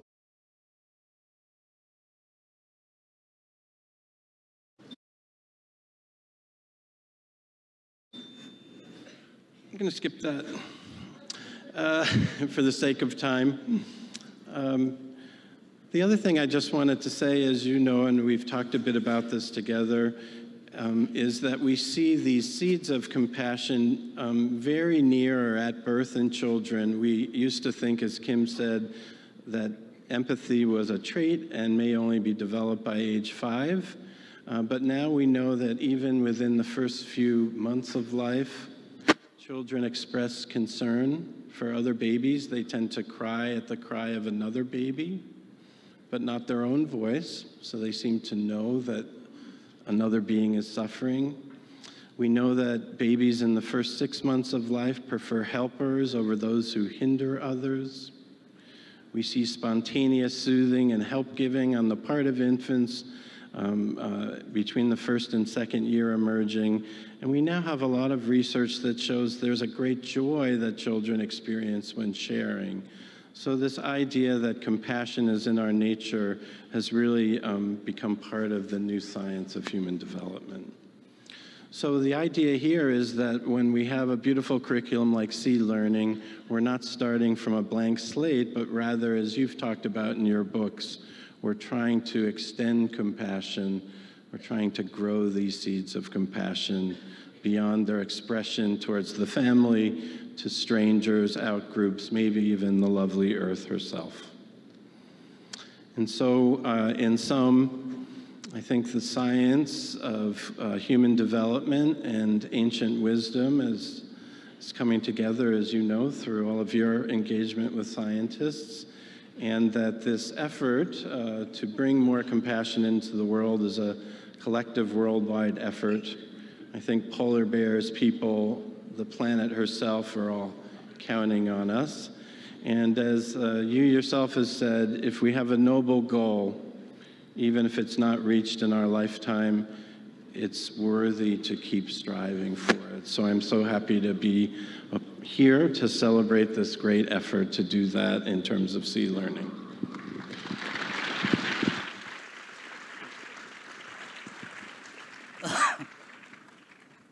Thank you so much, Dr. Rosser. It was wonderful to see this science behind compassion and other.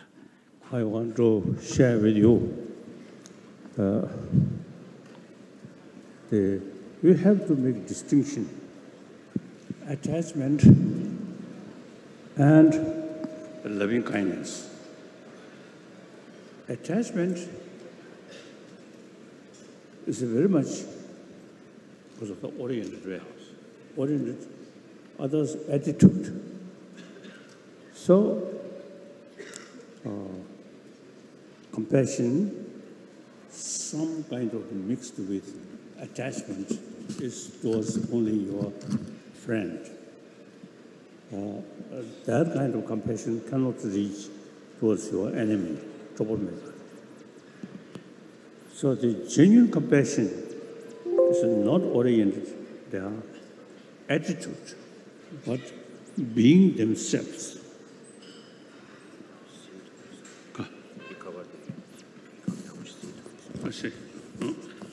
So, I think also testing of compassion is genuine compassion or not, is imagine troublemaker. And then what you feel? That troublemaker also is one happiness. Yet he is passing through some difficulties. So then develop sense of concern.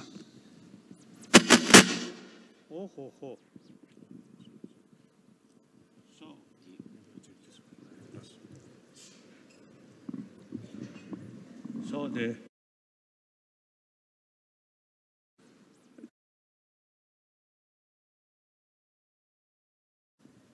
which mixed with attachment is that take as a seed, then use intelligence.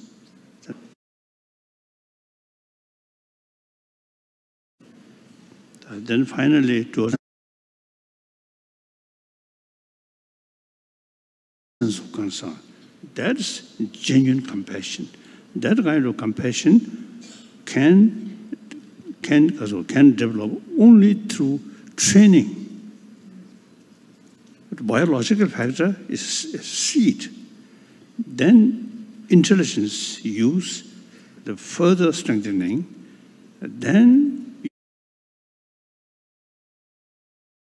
universal compassion, like that. So that I want to share. Otherwise is your compassion very much mixed with attachment. Then sometimes may use this.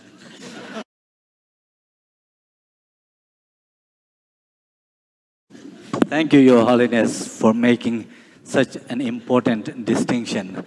And it would certainly be very important for the researchers to research on that. Our next presenter is Dr. Brendan Ozawa de Silva. So he will be presenting, Your Holiness, the actual framework of sea learning and the development at Emory University. Please go ahead. So, Your Holiness, thank you. Hello?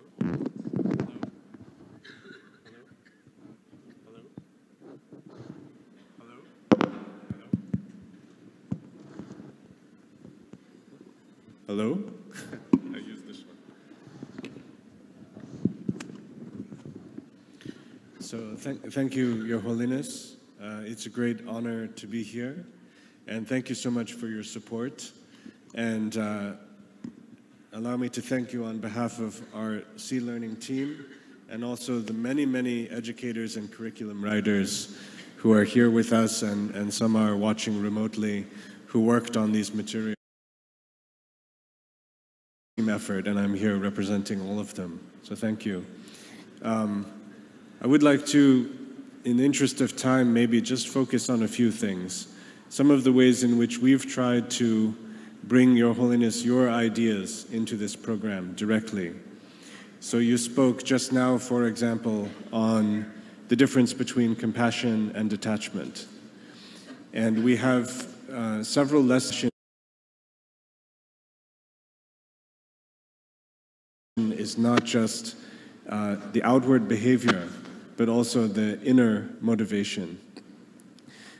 So looking at sometimes kind behavior is not kind or compassionate if the motivation is to take advantage of the other person. Another thing, Your Holiness, that you've talked about is the idea of the map of the mind. So I'd like to also talk about how we tried to bring in the map of the mind. But first, Your Holiness, I'd just like to let people know that in creating this program, we tried to, in terms of the content, we tried to look at your own writings in Beyond Religion, in Ethics for the New Millennium, and the many speeches and talks that you've given, and the many dialogues you've had, for example, the Mind and Life dialogues you've had over 20 years. In terms of the structure of the framework, we modeled it after Dr. Daniel Goleman and Dr. Peter Senge's work as expressed in the Triple Focus, where they write that we need an education that has inner focus, other focus, and outer focus. So we call this the 3 domains of our framework: the personal domain, then how we relate to others, the social domain, and the systems domain. And in developing this framework, we are very much helped by Dr. Robert Rosser and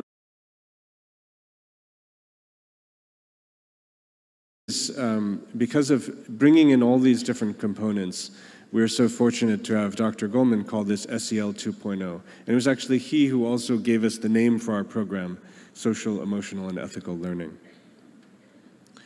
So this is what the diagram of the SEED Learning framework looks like. It has the personal, social, and systems domains, and has the dimensions of awareness, compassion, and engagement. Because we must become aware of what is happening. We must have that observation, that discernment, that scientific attitude. But we also have to care. We have to bring in the element of compassion for ourselves, for others, and for the wider systems that we live in. But even if we have awareness of a problem and we care about the problem, if we don't know what to do, if we don't have the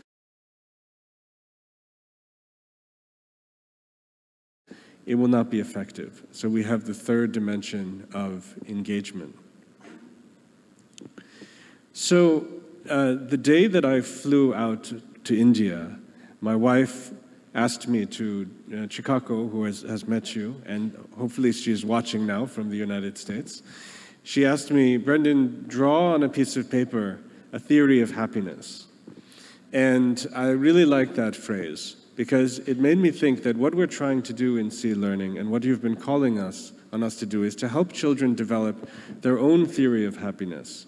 Not just telling them what we think leads to happiness. Of course, we should give them information based on our knowledge, our traditions, including science now. But also, they have to become their own scientists. They have to tell what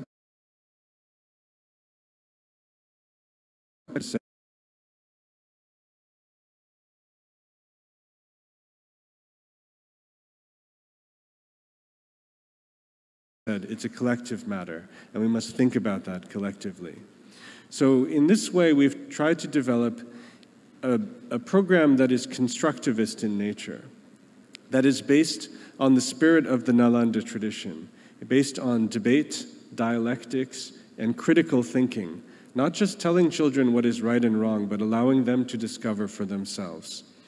So our approach to the map of the mind that Your Holiness has called for is to both give third-person models that come from science or come from traditions, but also the first-person ability to look at one's own experience, one's own mind, through attention,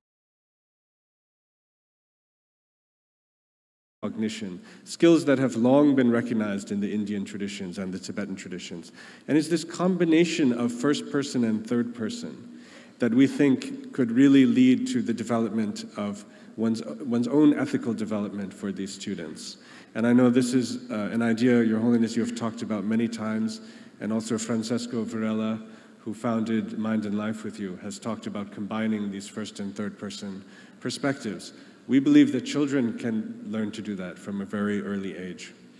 The last thing I'll say is that our different speakers have talked about the different elements that have been brought into this program.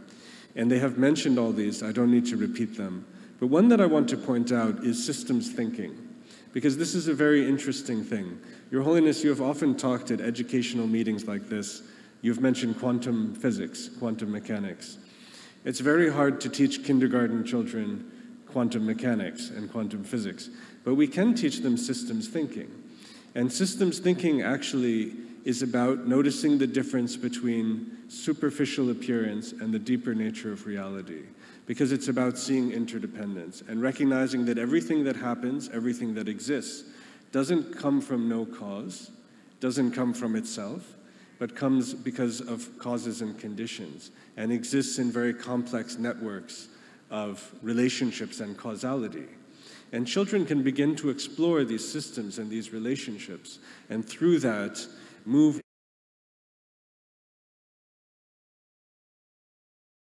And if we combine that with the compassion and other elements of discernment, we hope that this can lead to very positive results. So then I'll just mention that in the next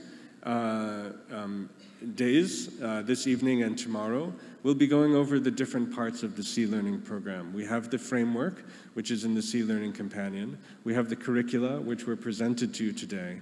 But we also have an educator preparation platform that we have created that we'll present to Your Holiness tomorrow, so that we can reach educators all around the world without limit. The online education.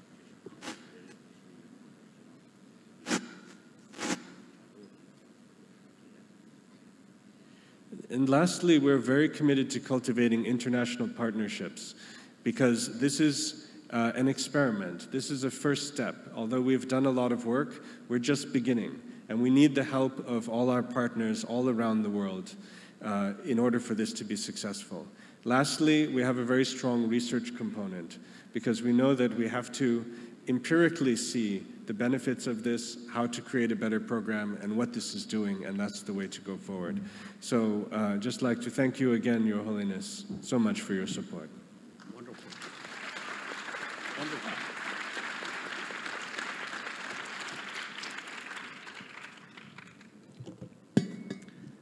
Thank you, Brandon, for the wonderful presentation on Sea Learning program itself. Now,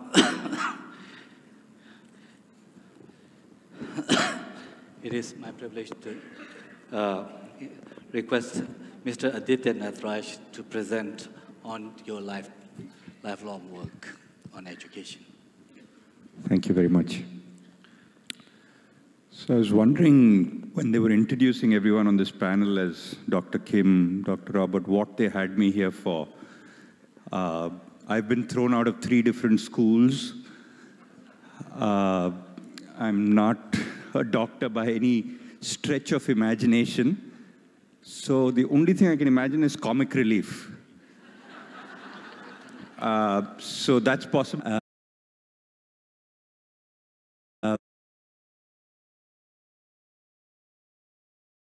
Different angle. I represent an organization called Kaivalya Education Foundation. And the first question we asked was, what is worth learning? Because in education, if you don't ask that fundamental question, and you continue to intervene, we are a non-profit agency, but the first question is, what is worth learning? And the word Kaivalya comes from Patanjali's Yoga Sutra, and it's the ultimate state of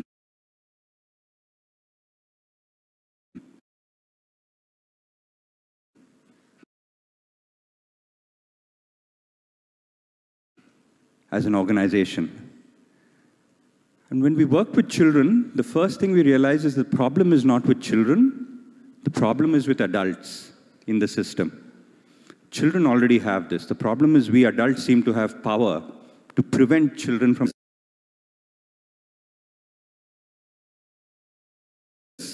across the government education system in the country, the public education system in the country, saying, how do we help leaders and educators develop compassion? Because whatever curriculum you execute, if the adult in the room who has power doesn't have compassion, then children absorb that vibration. They absorb that energy. And it's very difficult. If the adult is not compassionate, happy, caring, and generous, it's unlikely the child is going to be. And even within the adults in the school environment, the principal of the school, the senior most person in the school, what vibration does she send? That is extremely critical to what children actually absorb. So we have no research for this. We have no evidence for this. This was just our fundamental belief. So we're very happy to be in this group of people who now say there's actually evidence for this. Because we've been trying to tell philanthropists and nonprofits that this just makes sense, and donor agencies that this makes sense. So I'm very happy that there's research behind this. So we run a 4-year program with these people, and what I want to share is a few anecdotes. A lot of people say adults. So the average person in our program is 47 years old, a male who has been in a government system with excessive apathy for the last 25 years. And so everyone said there's no chance of changing this individual. There's no chance. It's not going to happen. He's unionized. He's patriarchal. He doesn't care. There's no chance. But there's only one fundamental belief which the staff I used to work with, from which we operate. And again, it's belief. It's not evidence. Which is that all human beings are good and want to do good, but get stuck in systems which cause them to be their lesser selves. We fundamentally believe this, right? And we just need to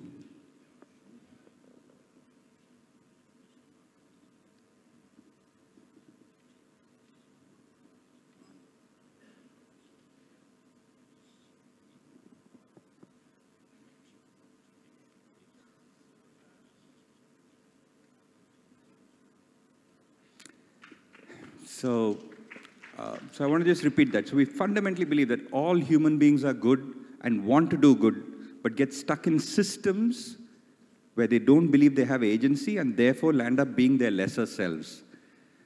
And I want to give you an example. There was this one gentleman who enrolled into our program. We today work with over 50,000 schools across India, all the way from Assam to Rajasthan and Jammu and Kashmir to Andhra, across the country. And we essentially work with leaders at the school, block, or district level. And we work with them in a program to develop what we say is their leadership, not their technical capabilities as much, but pure leadership. And there was this gentleman, it's a voluntary program, people enroll into it. And he came into our program and he said, "You can't change me at all. For 17 years, I have not been to my school. I'm a union leader and I'm true."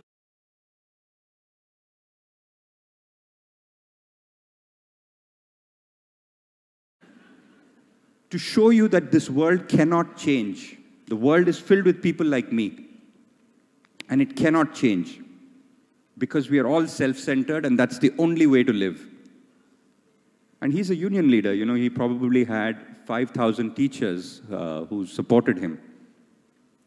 That same gentleman, after working with him, I said, the very fact that you're coming and speaking to me probably means that you're not completely sure that that's the only way to live. Yeah. And he said, no, I am sure. The same gentleman now is one of our biggest advocates to believe that compassion exists in the world. So I believe that in the most extreme circumstances, this exists, and especially in this country, it just exists slightly below the surface. And you just need to scratch a little, and there's just compassion that's going to flood out. I want to give you an example of a lady who came into our program. She was the wife of one of the school leaders. And I was wondering why, family members are getting involved in this. And she came and said, and I want to say this in Hindi and then translate it for those of you who appreciate. She's from Rajasthan, and she came and told me, "Aapne kya kar diya mere mister ko?" What did you do to my husband? So I said, "I'm sorry, ma'am, I don't know, but can we share it?" So again she says, "Pehle wo ghar pe aate, to rajniti ke baare mein baat karte the, aur chai mangwate the. अभी वो घर पे आते हैं तो पहले पूछे कि तुम कैसी हो." Right? And so the translation is, she says, before when he used to come home, he used to talk about politics and ask for tea. He used to put his legs up and ask for tea.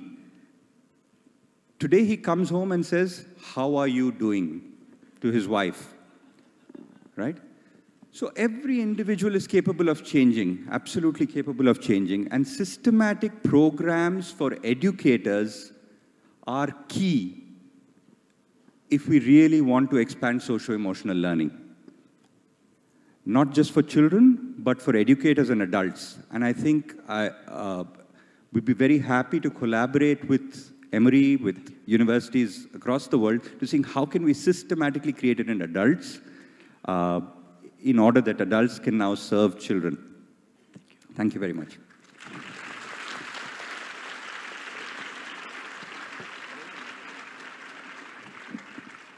Thank you so much. Such an inspiring program.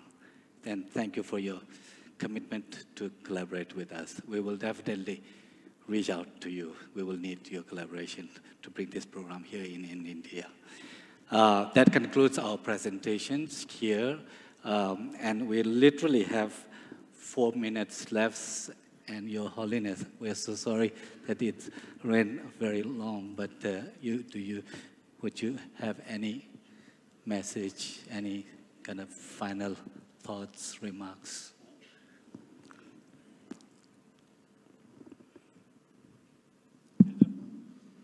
Today, the Jahagita, any Turuguna Shayova, Georgia, Yudeve, Churchik, the Chesora, the Chess in the same Dakanda, Georgia, Yudeve Rixi, Georgia, Medeve Rixi, she Tada, she do the game, the Devamich, space to Chashana, that space is married up, Nagasa Chashana, the Georgia Yamari. She do the game, then it gave Churchina, Georgia.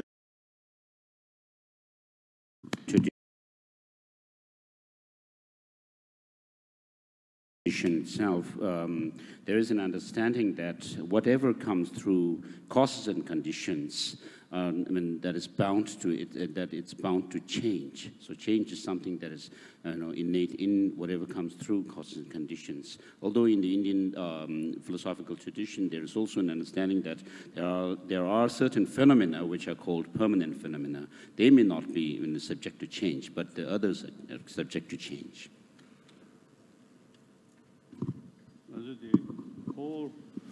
Because the cosmology, no. Whole universe changing. And then we, human being, very tiny thing. So naturally changing. Okay.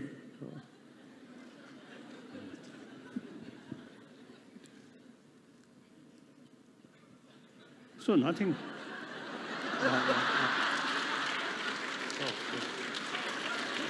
I think one, I very much appreciate, but one obvious change is when we first come, our stomach full. Now empty. We are thinking quite seriously about our lunch. That also a sign of change.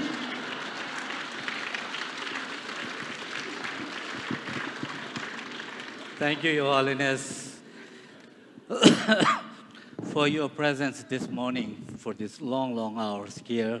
We deeply, deeply appreciate your presence and guidance and the wonderful inspirations and the insights you have provided us. I would like to also thank our panelists for the presentations. Presentations short. And with that, we will conclude the session with Raviji. We'll now break for lunch, and which is being served in the pre-function area in the courtyard. Please find your coupon in the badge. It's just behind. Keeps turning around. I think it keeps showing the coupons. That's where they are. That's all the meal coupons. Can we come back by 1? We have a very interesting program lined up for the afternoon, including panels with teachers and students who've been engaging with C-learning. As I said, the detailed program is in your bag, so please be back in time. Thank you. One brief announcement. Kindly be seated until His Holiness.